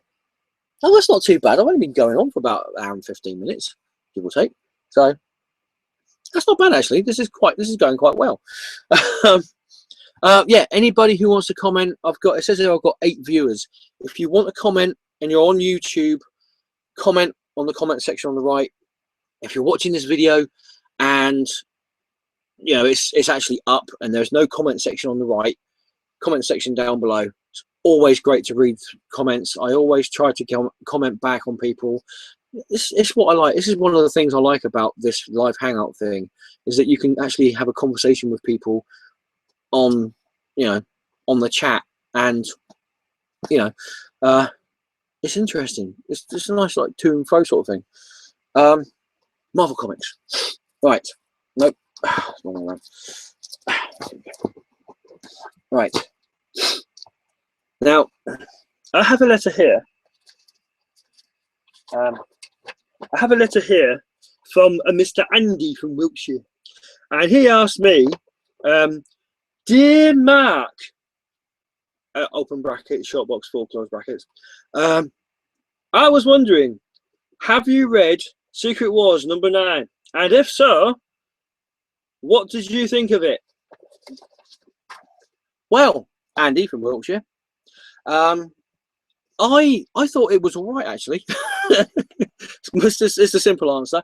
The whole Secret Wars series, the whole Secret Wars miniseries has been really good, really well written, very nicely paced. A lot of the Marvel events, or at least the miniseries connected to the events, they did have a lot of stuff in the middle of them. So you'll get like issues, say for saying 9 issues of a miniseries, yeah, the main series of it. You'd get like issues 1 and 2, or 1, 2, and 3, which would be really good, and they'd be really, you'd be riveted to them, and you'd be like, I want to see what happens in the next issue. And then you'd get issue 4, 5, and 6, and you'd be like, this is just filler. You could have quite easily have done a 5-issue miniseries without having this stuff in it. And then you'd get 7, 8, and 9, and you'd be like, issue 7 would be like back on track, and it'd be like, oh, I've got to read issue 9 now. Oh, they've delayed it by 2 months. Gits. And then so, but this one didn't have any of that. It was really well written, really well put. There wasn't a lot of filler in this actual series. The only problem I had with issue 9, and I don't know if anybody else felt this as well, was that it did feel a bit like that by issue 9, the whole event, everything with the whole event was just another reason to bring, just created to bring Miles Morales into the Earth 616 universe. Excuse me, I might be wrong. I'm not too sure if anybody else felt that, but it did have quite the same feeling as Age of Ultron gave me, because after reading, even though Age of Ultron, sorry my butter one, sorry dude, even though Age of Ultron wasn't the best event series that you could have had, the whole mini series of Age of Ultron, it just felt like it was only created to bring in Angela from, you know, whatever mystical realm that she was supposed to have been trapped in, you know, when actually in fact it was like the lawsuit sort of thing that that Neil Gaiman, and you know about that, yeah. So issue 9 did give me that whole, you had this really great story, you had this really good chance to sort out your universe and sort of like, you know, get rid of universes that weren't doing very well or people could forget about, and sort of like pick and choose which heroes you were going to sort of like put in. And it did, by the end of issue 9, it did feel like the whole thing was just, we've got Miles Morales in 616 now. I don't know, I'm saying it was bad, but that's what the whole thing seemed like to run up to. You read the comics now and it doesn't actually look like or feel like there's any big, you know, universe or multiverse shattering thing happening in Secret Wars. It just feels like we've got Earth 616. There's a few changes, a few status quo changes in the universe, but other than that, nothing really much has changed. All right, the Ultimate Universe might not be there anymore, and there might be a few other universes that have been destroyed. But at the end of the day, it doesn't seem like there was anything really massive happened after Secret Wars. I could be wrong. You know, if you've read Secret Wars #9 and you want to say, you know, how you feel about it, it's been out for some time now, so I don't think I need to say spoilers, because everybody knew Miles Morales was going to be in the new Spider-Man comic in 616 and all that. So if I see anybody say spoilers, I haven't read #9 yet, get your finger out and read it, for goodness sake. So yeah, so there you go, Andy from Wiltshire. That's what I thought of Secret Wars #9. It was just there to make Miles Morales into the 616 universe. DC, Marvel Comics, anyway. Marvel Comics that I've picked up over the last few weeks. That's spawning straight out of Secret Wars. We have A-Force #1. There you go, with the female Avengers in this group here. I really enjoyed this. I really did enjoy it. I didn't really read much of the Secret Wars A-Force series that they had. I read the first couple of issues and they were like, it was one of those ones that like, yeah, that's all right, but I didn't pick up any other ones. I might do if I find them cheap anywhere else, but I'm not really that fussed about it. But this series here, I really enjoyed this first issue. You can tell that I enjoyed a first issue or something, or an issue or something, because I actually picked up the variant copy as well. Okay, so I picked it up because it's an Adam Hughes cover, and an awesome Adam Hughes cover as well, with the cover, the album cover for NWA Straight Outta Compton. God, I love that album. That was one of the best albums in 1980. But no, seriously, shows you how old I am. In my tape deck, it wasn't even a Sony one. It was my tape in my Panasonic tape deck, whatever it was. I was playing NWA Straight Outta Compton non-stop. I think I've still got it on audio tape as well in my vault somewhere. But yeah, that is a pretty awesome cover for their hip hop album covers from Adam Hughes for A-Force #1. There. Then we've got Amazing Spider-Man, and they're doing the point thing again for Amazing Spider-Man. I don't know why they do this. Why don't they just make this into a mini series? Um, I mean, I sort of see why they do it, because you can say, well, this actually happened between, or it's supposed to be, so you can say this happened between issue 1 and issue 2 of Amazing Spider-Man, the new volume. But that's an awful lot to happen in between 2 issues of Amazing Spider-Man. But there you go. It's still a pretty cool read, and that's a pretty cool cover as well. So there you go, Amazing Spider-Man 1.2, and then you have love him or hate him on Amazing Spider-Man. I think he's great on Amazing Spider-Man. Dan Slott, and we've got Amazing Spider-Man number 6 with a pretty cool Alex Ross cover there. There you go. This one's been keeping me on the edge of my seat since I read first issue, and this is Doctor Strange number 4. Really cool comic, really awesome comic. Again, really brilliant comic. I know my vocabulary is a bit lackluster at the moment, but it is 20 to 12, so excuse me, and I haven't had much to drink apart from water.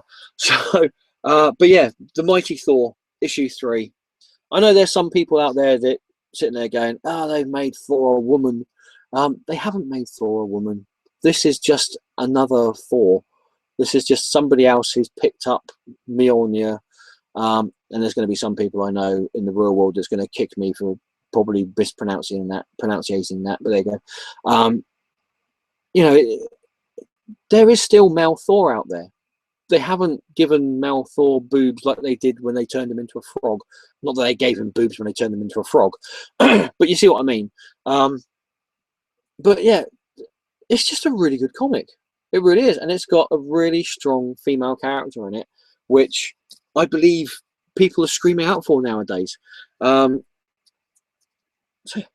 brilliant, absolutely awesome series. This one, I haven't read this second issue yet, and I want to like this series. I really do want to like this series. I bought the first issue and I read it and was like, yeah, that's okay. Red Wolf number 2. Now, the only reason why I'm saying I really want to like this series is because I think something like this, especially when you have, I suppose it's not because it's a character who's a minority character, because I don't give a monkeys about minorities personally. You can have a black superhero in a comic book. You can have an I don't know what the politically correct word is for it, but Native American person in a comic book. You can have a white person in a comic book, an Hispanic, an Asian kind of person, a Muslim in a comic book, a Christian, a Jew, whatever. You can stick whoever, whatever in a comic book. I don't care of their ethnicity, their religious status, their gender or sexual orientation. I don't give monkeys as long as the character is interesting and engaging and the story is good. You know, put a gay, black, lesbian, disabled woman in a comic book, and if it's an engaging comic book with a character that I think that, you know, is talking to me, I will read it. You know, I don't care about like diversity as such, as long as it's a good story. And if you shoehorn diversity into a comic where you don't need it, or it shouldn't be, then you're just doing it for the sake of doing it. I don't know, maybe I'm wrong, but the diversity thing of this comic series isn't the reason why I want to read it. It's because it's one of those characters that you've probably heard about previously in anthology comics from Marvel or DC or whatever, like, but you never really read them. And I like characters like that. I like these little characters that sort of like had mini-series or backup stories in comics years ago, and then nobody's ever done anything with them. And then you get somebody, Edmondson, whoever that is. Sorry, I'm terrible with names. You get somebody like Edmondson, Red Wolf, who's obviously sitting there going, you know, I reckon I could do something with this character that might sort of like put him to the forefront. And that's what's interesting to me. That's the main thing for me. Is one of the reasons why I want to like this comic, is because it's taking a character that, I mean, Red Wolf, who's heard of Red Wolf, you know, since probably 1977 or something like that, in a two-gun, what's his name? Two-Gun Kid? Was it called that? I'm not that good on old Marvel comics. You know, so that's why I want to like this comic. And the first issue was, yeah, it was okay, but I will say it did have smatterings of the DC Comics Jonah Hex when they put him in the future of the DC universe, in the New 52 universe, which is what sort of like making me go, I don't know, because it was when DC did that with Jonah Hex, that's when it went downhill. And you know, you're actually doing this with a character from the first issue. Now I'm hoping it's going to have a bit of a sort of a Samurai Jack sort of like feel to it, where you've got Red Wolf in a future that he has no idea what's going on, and it's a future where he's sort of like completely out of place, like Samurai Jack was, but he sort of like uses his old ways to get around modern time, sort of thing. If you see what I mean. I'm not sort of like explaining myself very well on this. But yeah, I haven't read this issue yet, but I'm certainly looking forward to reading it. Like I said, the first issue was good. It wasn't something that really grabbed me and said, you must read issue 2, but I'm giving it a chance. I'm going to give issue 2 a chance and see how that goes. Yeah, so, look, fingers crossed. Talking so much about one comic. Rocket Raccoon and Groot #1. They're finally together in a comic book. I'm not sure if Marvel actually planned it to make Rocket Raccoon like a, was it 10-issue miniseries and Groot an 8-issue miniseries, or whether, you know, whether they're supposed to be ongoing, but they ended up not being ongoing, if you see what I mean. Yeah, Scotty Young writing. It's not as good as one of the comics that I'm going to show you in a bit that Scotty Young is writing. It's okay. You can definitely tell that this is possibly for younger audiences. I've just realised I'm swearing. Sorry. You can possibly tell that this is possibly geared towards younger people than, excuse me, the sort of like the PG. Well, yeah, it's just sort of like PG-13 sort of thing, rather than R-rated, if you know what I mean. Or even younger than that, but it's still good. It's fun, and that's the main thing. It's a fun comic. I've really enjoyed this one. Scarlet Witch #3. I've been really enjoying this series. I mean, I've always had a bit of a soft spot for Scarlet Witch, especially when, you know, when she was like married to the Vision and that. But this is really good. Really enjoying this, and the artwork inside. Oh man. Oh, I'm gonna have to show you this. I actually put up on Facebook, on my Facebook page, the artwork inside this. It reminds me so much of the old artwork that you used to get in the Marvel comics, the Marvel magazine comics from the 1970s and early 80s. And it also, if this was in black and white, it would be perfect.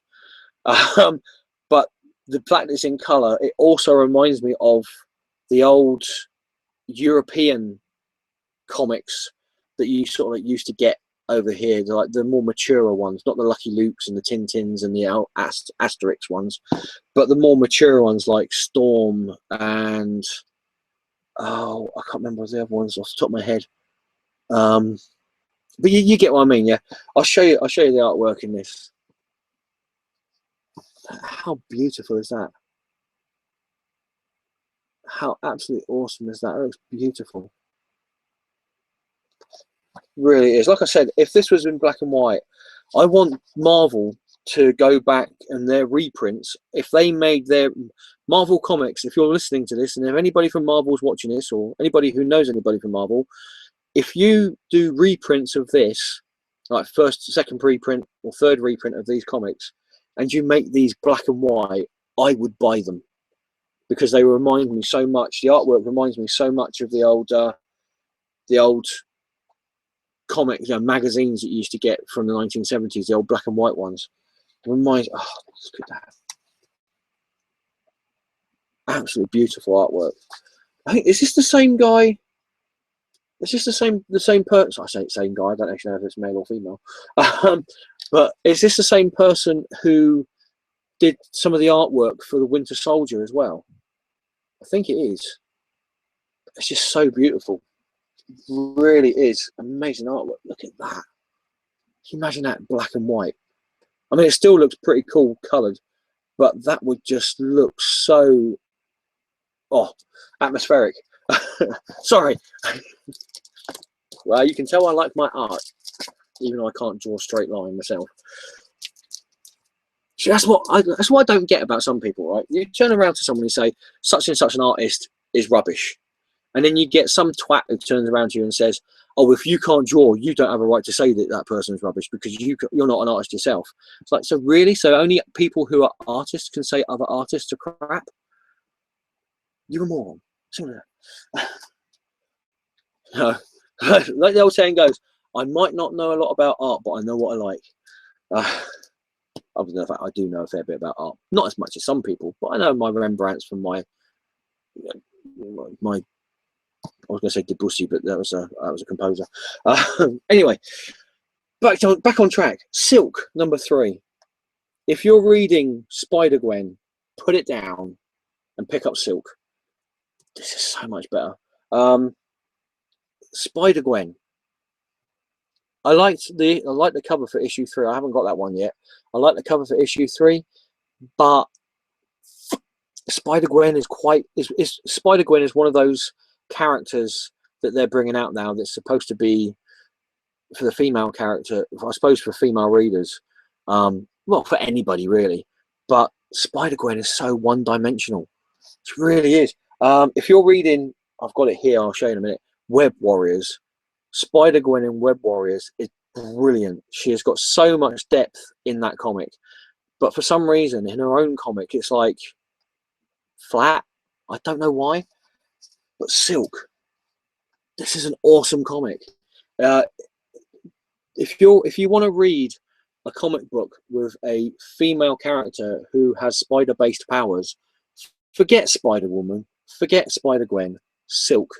This is really cool. This is the coolest one you're going to get. It really is. There you go.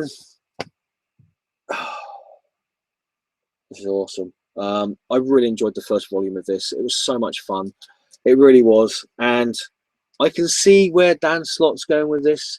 Here, this is, as far as I can tell, and again, Dan, if you're watching this, comment section, either side, whenever we're watching it, you can tell me. This is your sort of like your love letter to Doctor Who, isn't it? You can tell me. It's Silver Surfer number 1. Yeah, there's this.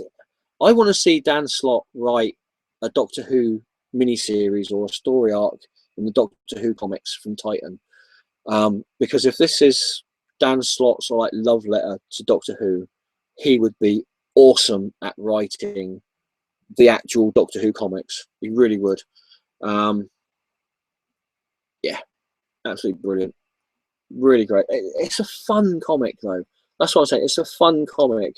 I know normally you would see the Silver Surfer as a very melancholy sort of like loner drifting through the cosmos, saving planets or stopping people from hitting meteorites or whatever in the universe and that, and using the power cosmic. But this is just a fun comic. I wouldn't mind seeing the Silver Surfer again. If somebody wants to do another series of Silver Surfer, I don't know, call it Silver Surfer Cosmic Hobo or something like, I don't know. I wouldn't mind seeing a more serious Silver Surfer as well, but this is great. This really is great. I'm enjoying it anyway. The only problem I have with this comic is how long will it last? How much material can they have with these two characters in it that it will go on for more than 12 issues, say. I've got nothing against this comic. I've got nothing against these two characters. I enjoy reading both of these characters together. And this issue was so hilarious. This is one of a few comics recently that have actually made me laugh out loud. And I read my comics in the canteen at work, and to hear me laugh out loud whilst I'm reading a comic book, and then I look up and see everybody looking over at me and saying, "We laughed at."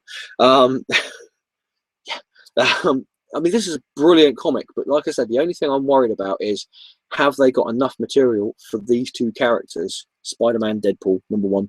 Have they actually got enough material that they can use to have these two characters in the same comic for an extended period of time other than 12 issues?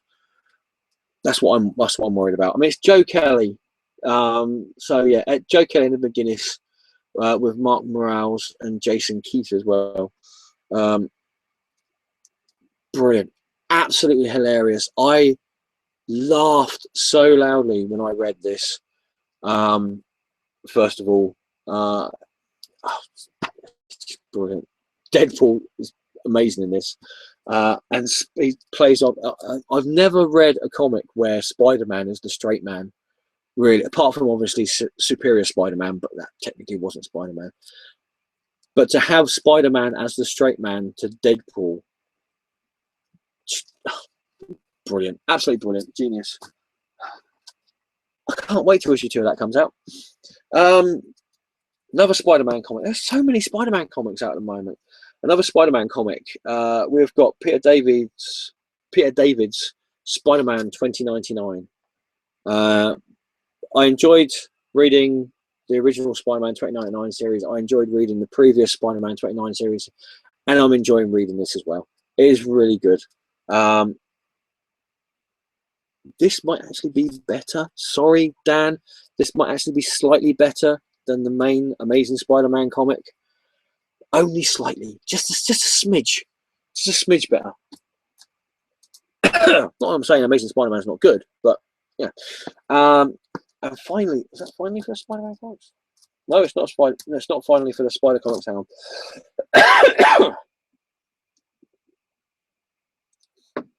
on. Nearly finally for the Spider comics. We have got, I suppose you could call this the all ages Spider-Man Spidey comics, even though you've got Ultimate Spider-Man Web Warriors, which is all ages. This is Spidey number 2. And this is just Spider-Man as he was. I think this is supposed to be Spider-Man when he was first starting out, and these were sort of like, these are, I can't remember, that they're supposed to be sort of like retellings of Spider-Man stories from when he was first coming out, or whether they're extra stories of Spider-Man when he was, you know, in between Amazing Spider-Man 1 and Amazing Fantasy 1. I'll try again. In between Amazing Fantasy 15 and Amazing Spider-Man 1. I think this is where these Spidey comics are supposed to be fitting, or something like that. I'm not too sure. I can't see how that can be, because Sandman didn't turn up until issue 8, was it, of Amazing Spider-Man? So these might sort of like slot in somewhere in the Amazing Spider-Man history. I'm not quite sure, but it's still fun. It's a fun comic to read. Shout out dog, you know. Now this had slight what's the word I'm looking for? It had a slight I can't remember what the word I'm looking. I can't grab the word I'm looking for. Squadron Supreme number 2. The fact that they killed off a certain character, which I'm sure you can tell by this cover. There was, I nearly had that word I was looking for then, now it's gone again. There was a slight furore about them doing this. It was only a little rumble on the internet. But I think I can see where Marvel are coming by doing that. This certain character, if you don't know who it is already by seeing this cover, but this certain character, he's not owned by Marvel Entertainment, so they can't make any movies with him in it. Somehow DC Comics are trying to make a movie with him in it without actually calling him that. And they don't call him Aquaman. But This is James Robinson on a team book. It's pretty cool. It is really cool. I was supposed to have issue 3 of this, but there's a bit of a mix up with issue 3, so I haven't got it just yet, but I should get it next week at some point. Yeah, it's all right. It's pretty cool. Right. This one here, I wasn't going to get this series because I was like, you know, I'm not really that sort of like up on sort of like the Hulk in any case, and the Hulk not being Bruce Banner. I went through that whole thing with the Red Hulk series that they had out. So, yeah, you know, but I read a version of this and I thought to myself, no, that was hilarious. I really got to get this series. So this is the Totally Awesome Hulk #1. Absolutely hilarious, really is.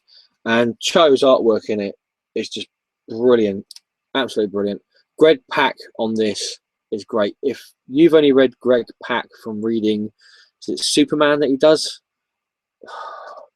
This is better, miles better. I'm sure that in DC, I know I'm knocking DC a bit in this video, but I'll do it any video, almost every video. I'm sure in DC you've got people standing over the writer's shoulders going, "You can't put that in there. No, you can't write that in there. No, no, we don't want you to do that. Go down that road. This is what we want. This is what we want you to do.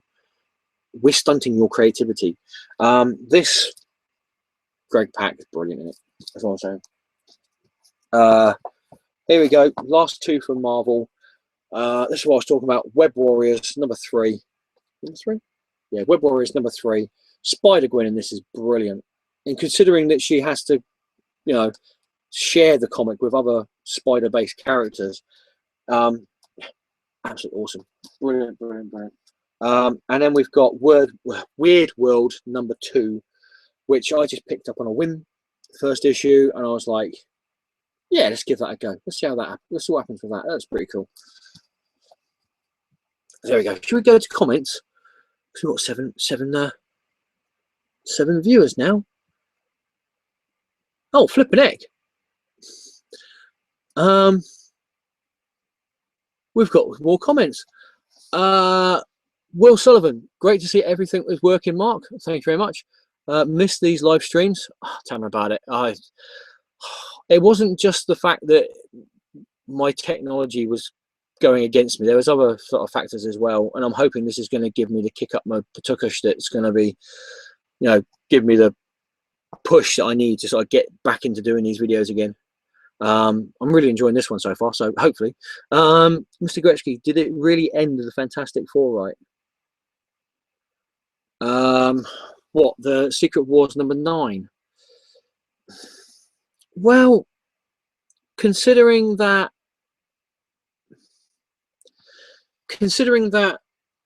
is it Invisible Woman supposed to be in Agents of S.H.I.E.L.D. or a S.H.I.E.L.D. operative now, and then you've got the Thing in Guardians of the Galaxy, and Johnny Storm sort of like flitting around such and such a comic here and such and such a comic here. I think he's in Amazing Spider-Man for a bit as well.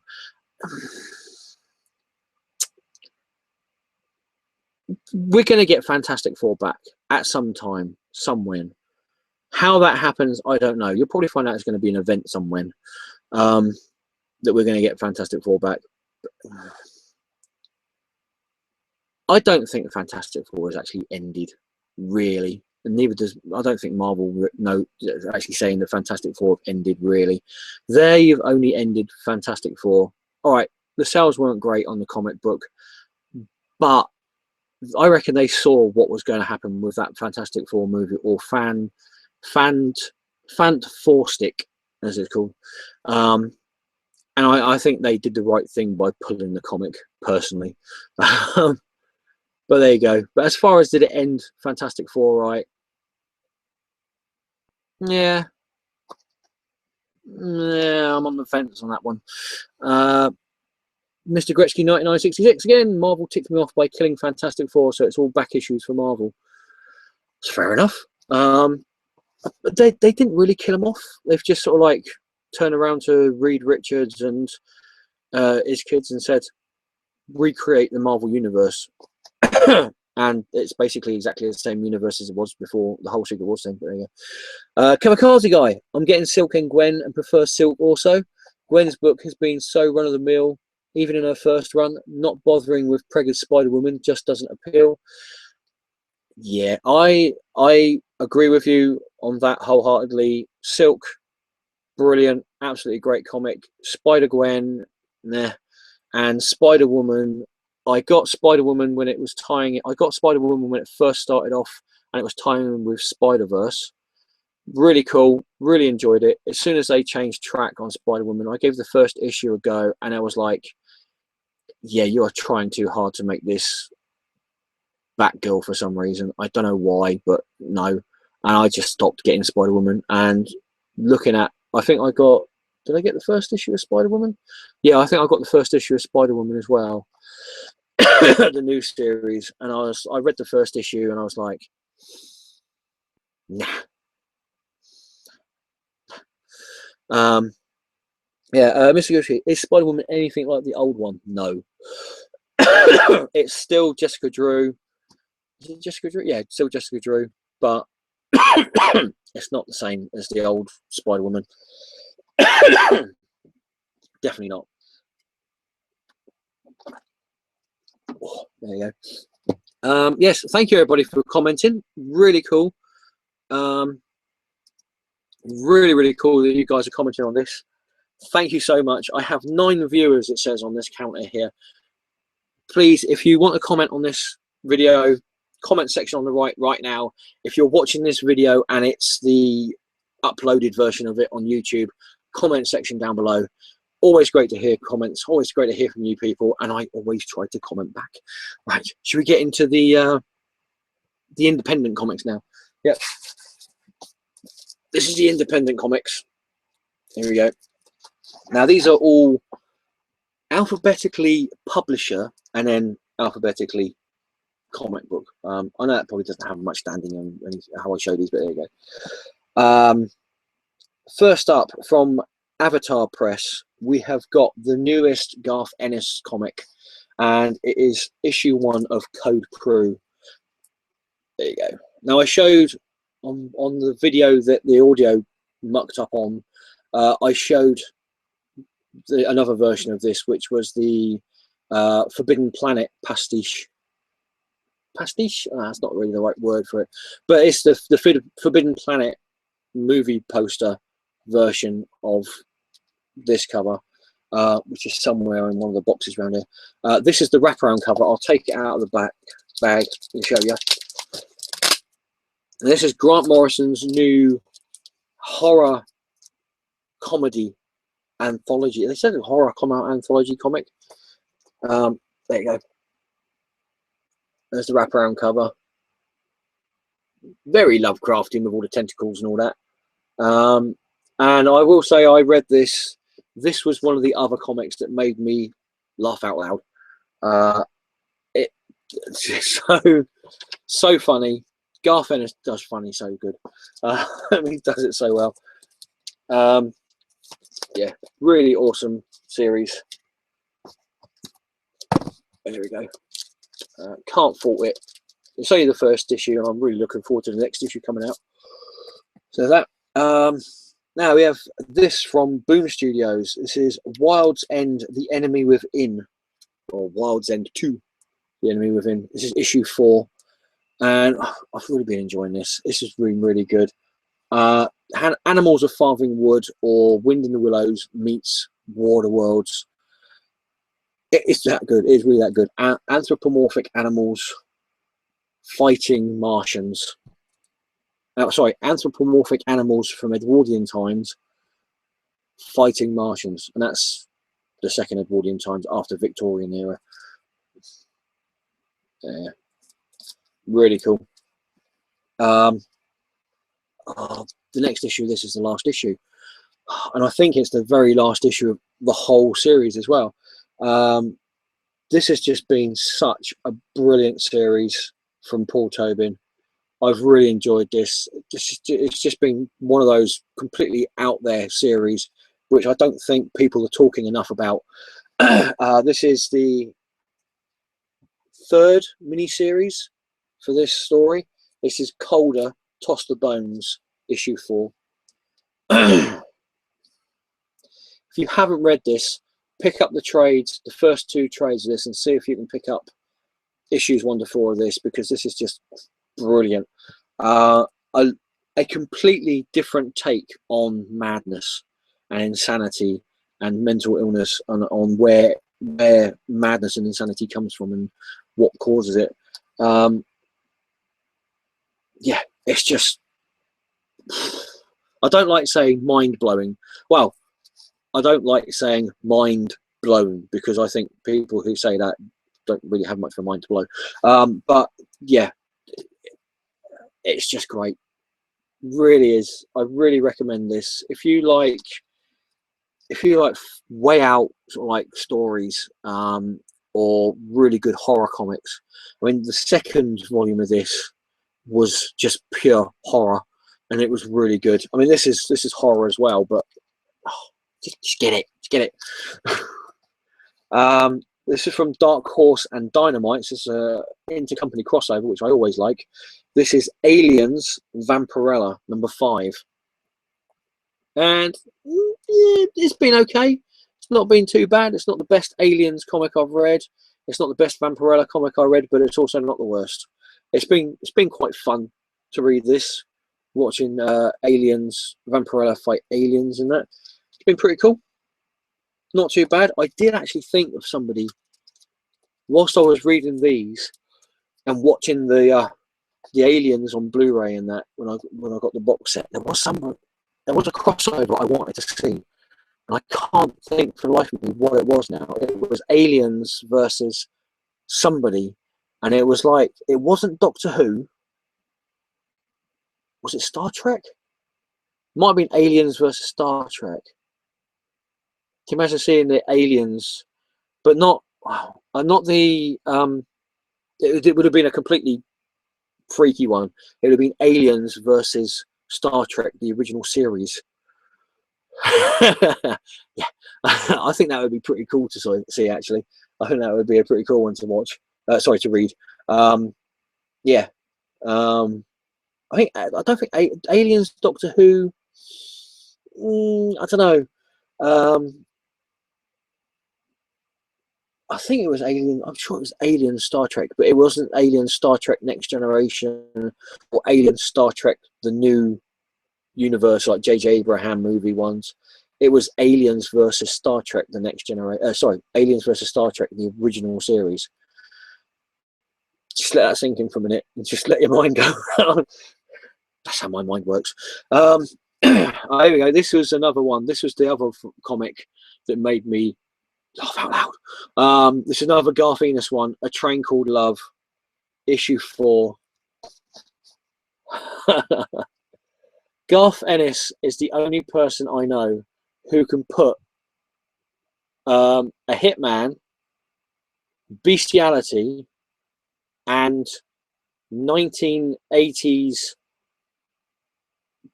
electro punk music into a comic and make it absolutely hilarious.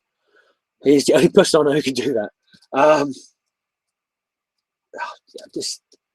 This is Garth Ennis at his best. It really is. So funny, so brilliant. Yeah. If you like Garth Ennis, you're probably reading this in any case. But if you're not reading it, really suggest you pick it up. Really suggest you pick it up. So hard to speak English sometimes. You know what? I've got onto Image Comics, so I'm going to wait. I'm going to have a look at the comments, see if there's any new comments coming up.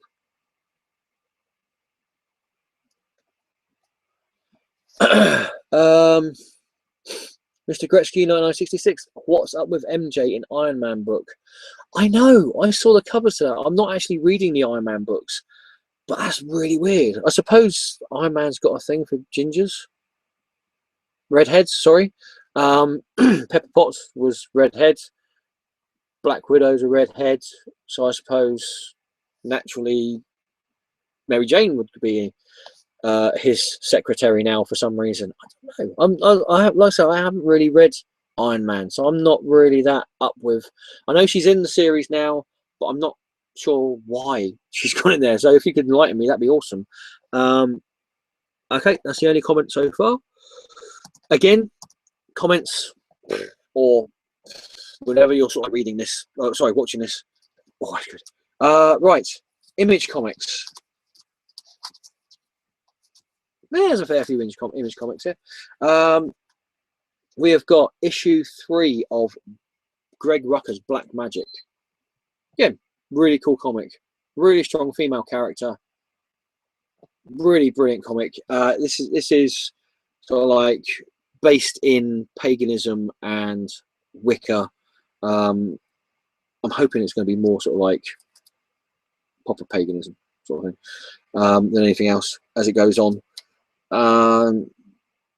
Yeah, I'm enjoying it. It's a really good book. If you like your sort of like, it seems that comics are, they seem to be sort of going towards witches now. You've got your sort of like obviously your zombie comics, and they've sort of like had their time.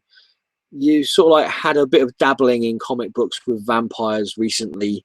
It seems like now when you've got Scott Snyder's Witches, you've got the Harrow County from Dark Horse, and now you've got Black Magic from Image Comics. Witches do seem to be, and I'm not talking about magic on a whole, I'm actually talking about witches. They do seem to be getting their time in the sun, the comic book spotlight at the moment. And yeah, I do read Harrow County. That is a brilliant comic. Scott Snyder's comic Witches was great, and it didn't actually have the same problem as every other Scott Snyder comic does, where he doesn't know how to end it. But yeah, really good, really good. The time of the witch is upon us, and it ain't that bad. Issue 4 of Codename Babushka, The Conclave of Death, Part 4. There you go. Can you see why I like this comic? It is very, very Black Widowy, if you get my drift. Which isn't a bad thing. I've got no problem with that at all. I've been enjoying this very much. That was so bad. Sorry, I've been enjoying this immensely. There you go. I can see that it is trying to be Black Widow, and it's going to be interesting to see what Mark Waid's Black Widow series is going to be like when it comes out. I'm hoping it's actually going to be quite superhero-y, like he did Daredevil, and it's not going to be, this is what Black Widow's like on her day off, like Hawkeye was, sort of thing. Not that Hawkeye wasn't good, it was a really good series, but I'd like to see Black Widow as Black Widow, not as, you know, a South sort of thing, day-to-day sort of thing. But yeah, that's pretty cool. I like this comic. I like this comic a lot, and I can see where Mark Miller says it comes from, when the person who made Kick-Ass and Nemesis says that he, well, I might be paraphrasing here, but he said that after seeing Man of Steel and reading the Superman comics that are published nowadays, he had to make this comic because this is basically what Superman should be like, not how he's being portrayed in the comic books now, and certainly not how he's being portrayed in the movies now. This is Huck number 3. And I've got to say, this is great. I'm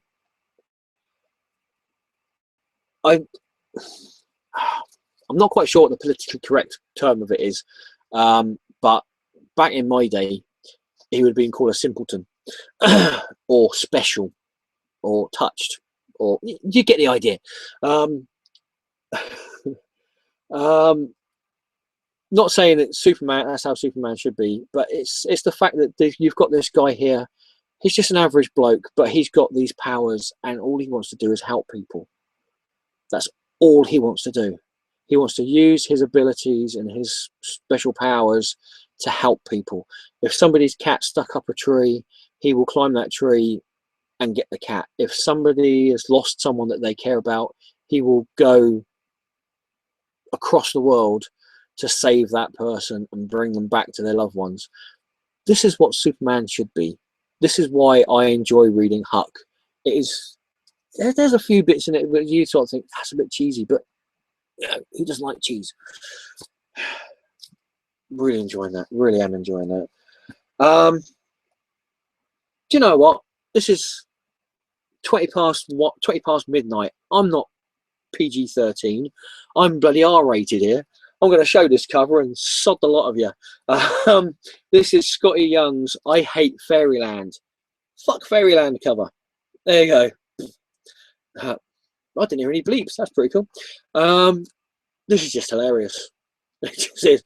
I think it's like a 40-year-old woman who's stuck in her 9-year-old body in Fairyland, and she's been in Fairyland since she was 9 years old, and she's now 40 years old, and she's just had enough of all the sweetness and cuddliness and all that, and she just goes mental with chainsaws and big nasty pointy rusty things.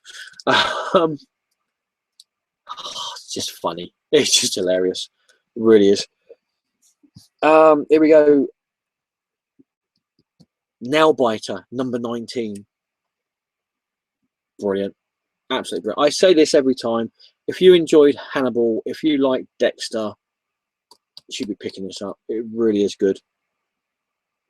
It's just one of those ones that just, every time I read the last page, I want the next issue. Similar as that. This has been actually on my chopping block for quite some time. Kirkman and Azaseta, Outcast number 14. Yeah. Yeah, it's one of those ones where I've actually seen it up on eBay or wherever for sale on the day of purchase, and I've gone, do you know what, I can wait for that. I think I'll wait until next week or till I get a bit more money to get this, because there's other comics I want to get. I'm not saying that it's boring. I'm not saying that it's not well written, but it just seems to plod along at a very, very slow pace. I've not really read Walking Dead, so I don't know what Kirkman's writing style is really like. So is that what his Walking Dead was like when it first started? It's just like plod along and sort of like do nothing much really apart from build character and that. Not that I've got a problem with comics building character and everything like that, but this just seems to be a bit I don't know. Like I said, it's been on the chopping block for, well, twice actually. And both times I've gone, I'm going to give it another go. I'm going to carry on with it. Finally, for Image Comics, we have got a really, really great series, Paper Girls number 4. Really enjoying this. I honestly don't know what made me pick up the first issue of this. I know I had a paper round when I was younger. I had a paper round for 7 years, from when I was 13 years old until I was 20. I know, 20. I know. But I don't think that was the reason why I picked this up. But I'm so glad I did pick up the first issue. This is really good. Really, really good. It's based in the 1980s. So, you know, the stuff you've got nowadays, like mobile phones and computers and laptops and that, it's just sort of like they communicate with each other with walkie-talkies. How cool is that? But yeah, really good. Really enjoying the series. Young sort of like teenage girls and how they react to a not alien invasion. You know what I mean? I don't want to spoil it for anybody who hasn't read it yet, but it's just really good. Right, that's all the Image Comics. Should you have a look at comments? Let's have a look at the comments, see what's going on. The comments.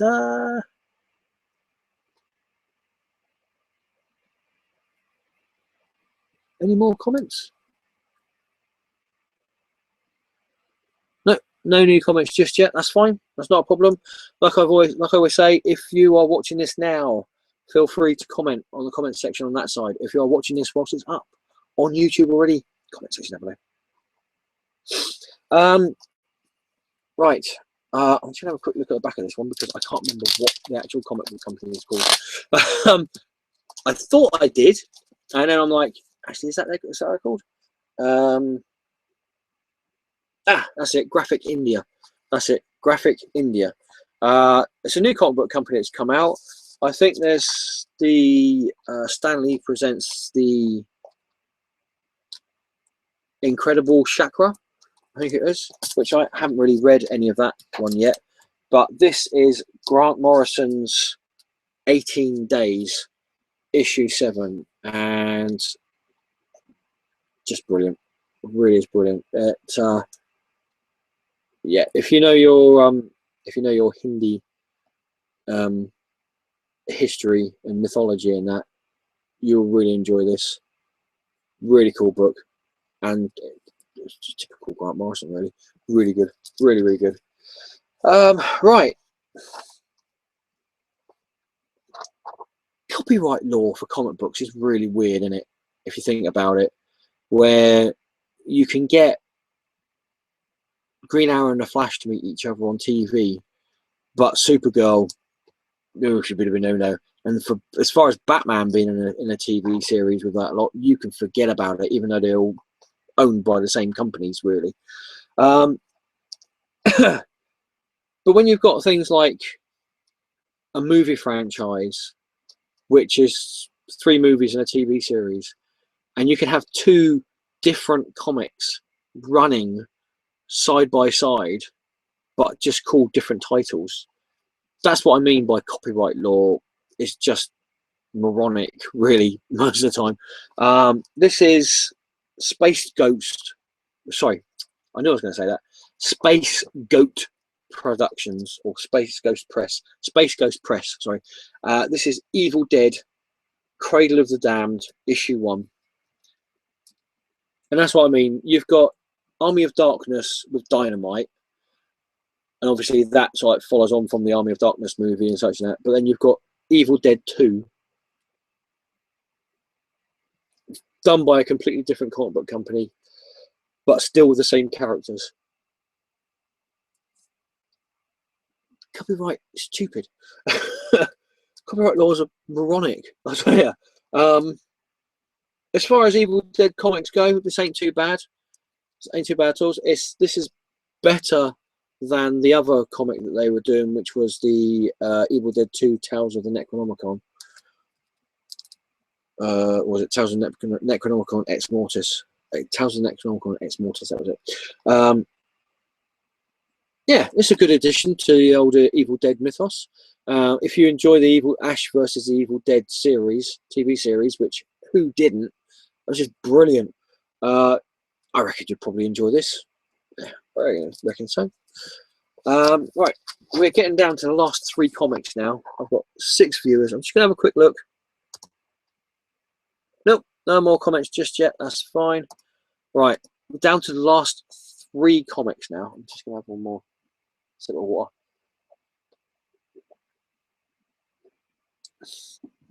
Now, if you've probably heard the rumours, from what I can tell, they're true. Stephen Moffat is leaving Doctor Who, but he's leaving after season 10. Unfortunately, excuse me, bit of hard air there.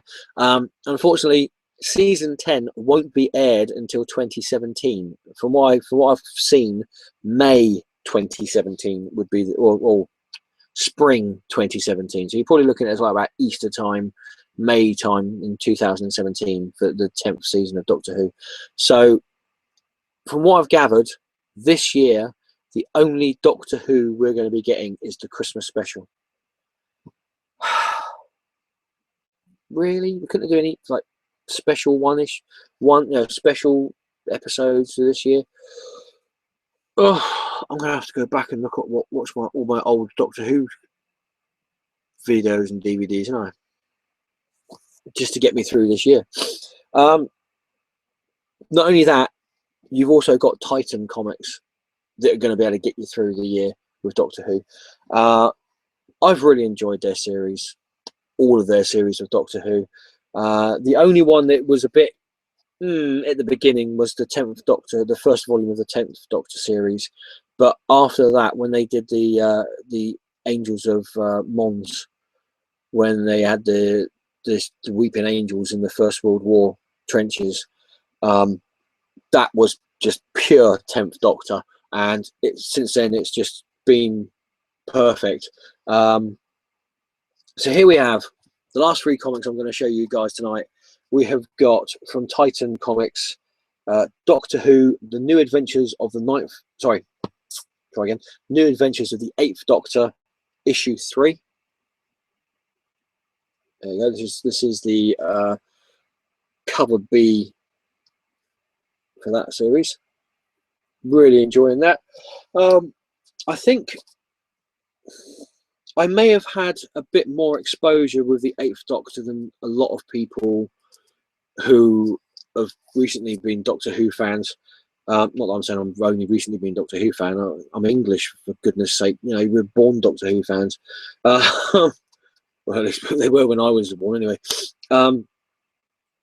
Yeah, so I've listened to a few of the Big Finish productions with Paul McGann in them as the 8th Doctor, and they've been pretty good. I mean, you can see there, I've got the Doctor Who Dark Eyes Volume 1, or Season 1, whatever you want to call it, which was bloody brilliant. I really need to get the other 2, Season 2 and 3 for that one. I think they did Season 4 as well, didn't they? Yeah. So, you know, Paul McGann's 8th Doctor, I'm pretty au fait with that sort of character. So I've not only just seen him in the Doctor Who TV, 8th Doctor TV movie, and that little sort of like, was it Night of the Doctor? The ones where, yeah, that little sort of like 15-minute thing that he did, which was just bloody brilliant. So this is sort of like, yeah, it's not too far off the Doctor that you're sort of like used to hearing or watching in those 2 things. So yeah, pretty good. And here we have Doctor Who: The 10th Doctor Adventures, Year 2, which I thought was a bit annoying that Titan did that, but there you go. And this is issue 4. There you go. This is cover B, photo cover for that. There you go. And again, very much the 10th Doctor with this. Pretty good. I'm enjoying it anyway. There you go. And then finally, the last comic for tonight, which is probably a good thing because I've just gone over 2 hours now. We have got Doctor Who: The 12th Doctor Adventures, Year 2, Issue 1. No, Clara's on the cover. No. Am I the only person that was sad to see Clara go? Well, not go, but, you know, go. You know, I did feel a bit cheated about her death, and the fact that they turned around and said, no, we're going to save her and we're going to make her basically immortal, and she's going to be going around in another TARDIS with Maisie Williams' character as me. I've got no problem with Maisie Williams' character having her own TARDIS. I guess I've got no problem with Clara Oswald being Me's companion now in their own TARDIS. I just wish they didn't do what they did. If you were going to kill a character, keep them dead. Don't get the Doctor to do something stupid that could destroy the whole space-time continuum, because I don't know. Season 9 was a brilliant season. It was absolutely amazing. It was probably the best season in my eyes that has been since the series has been back on TV. And I've said this in plenty of places before. This is the first season where I've actually wanted to see the episodes when they aired, and I've also watched them more than once. So there you go. That's how good I thought this season was. The only real gripe I've got is the fact that what they did with Clara Oswald. You know, like I said, I don't care that she's alive. I don't care that she's not traveling with the Doctor anymore.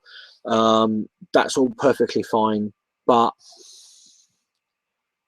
you know, if you're gonna do something like kill a character off, keep them dead. Anyway, that's just my little gripe. So there you go. And as for the comic book, awesome stuff. Awesome, awesome. Right. Shall we look at the comments? See if there's any more.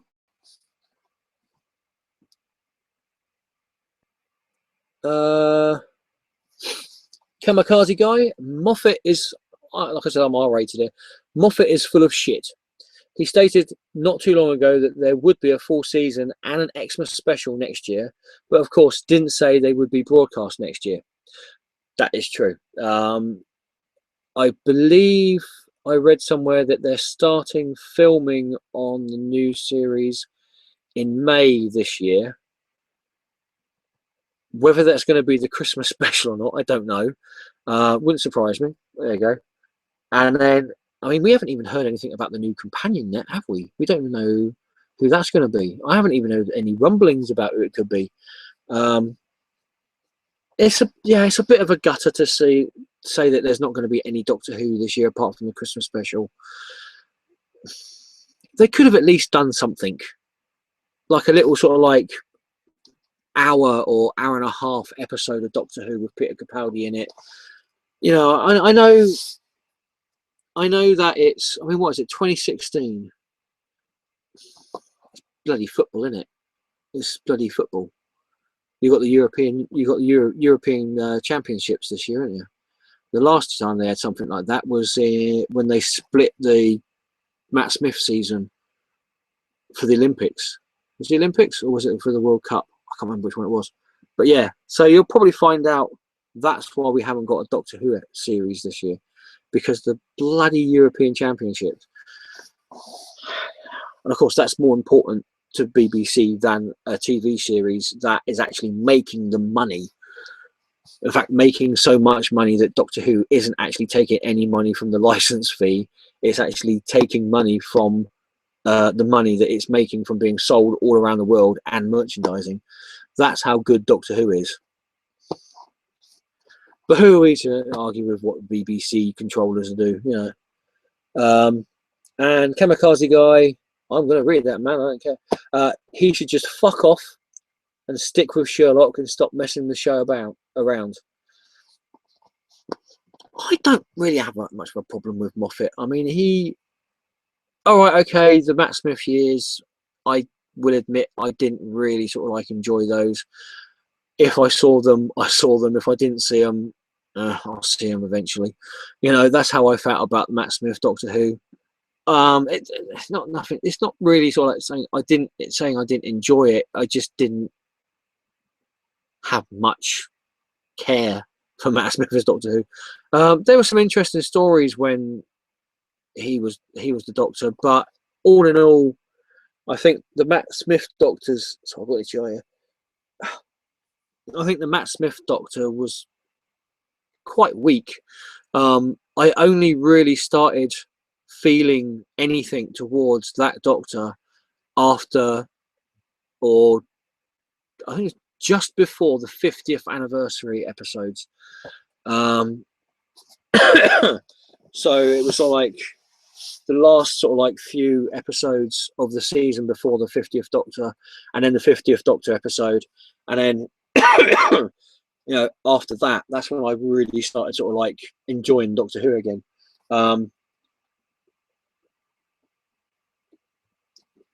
With Matt Smith in it. So I've not, you know, but I mean, I've not really had much against Moffat. I know there's a lot of animosity against him in the Doctor Who fan world and everything like that. Yeah, it is a real gutter that there's not going to be a Doctor Who series this year. What are you going to do? Can't change it. Just watch season 9 again. That's what I'm going to do. Watch season 9 and watch all my classic DVDs I've got here. Why not? Give me plenty of time to rewatch everything again. Right. Any more comments? Anybody else want to comment before I wrap this up? Because I've got no more stuff to show you guys, unfortunately. I got a Star Wars calendar from my sister, which is pretty cool. Well, that's pretty awesome.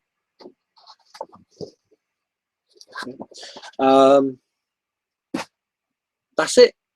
Nothing else. No more comments. I think that's going to be it. Yep. Okay. That's your lot.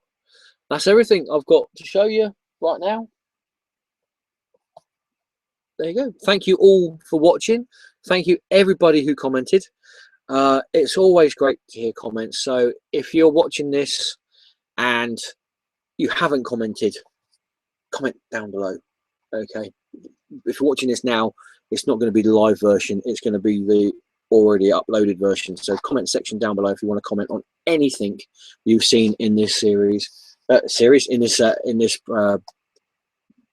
whatever you want to call it, video.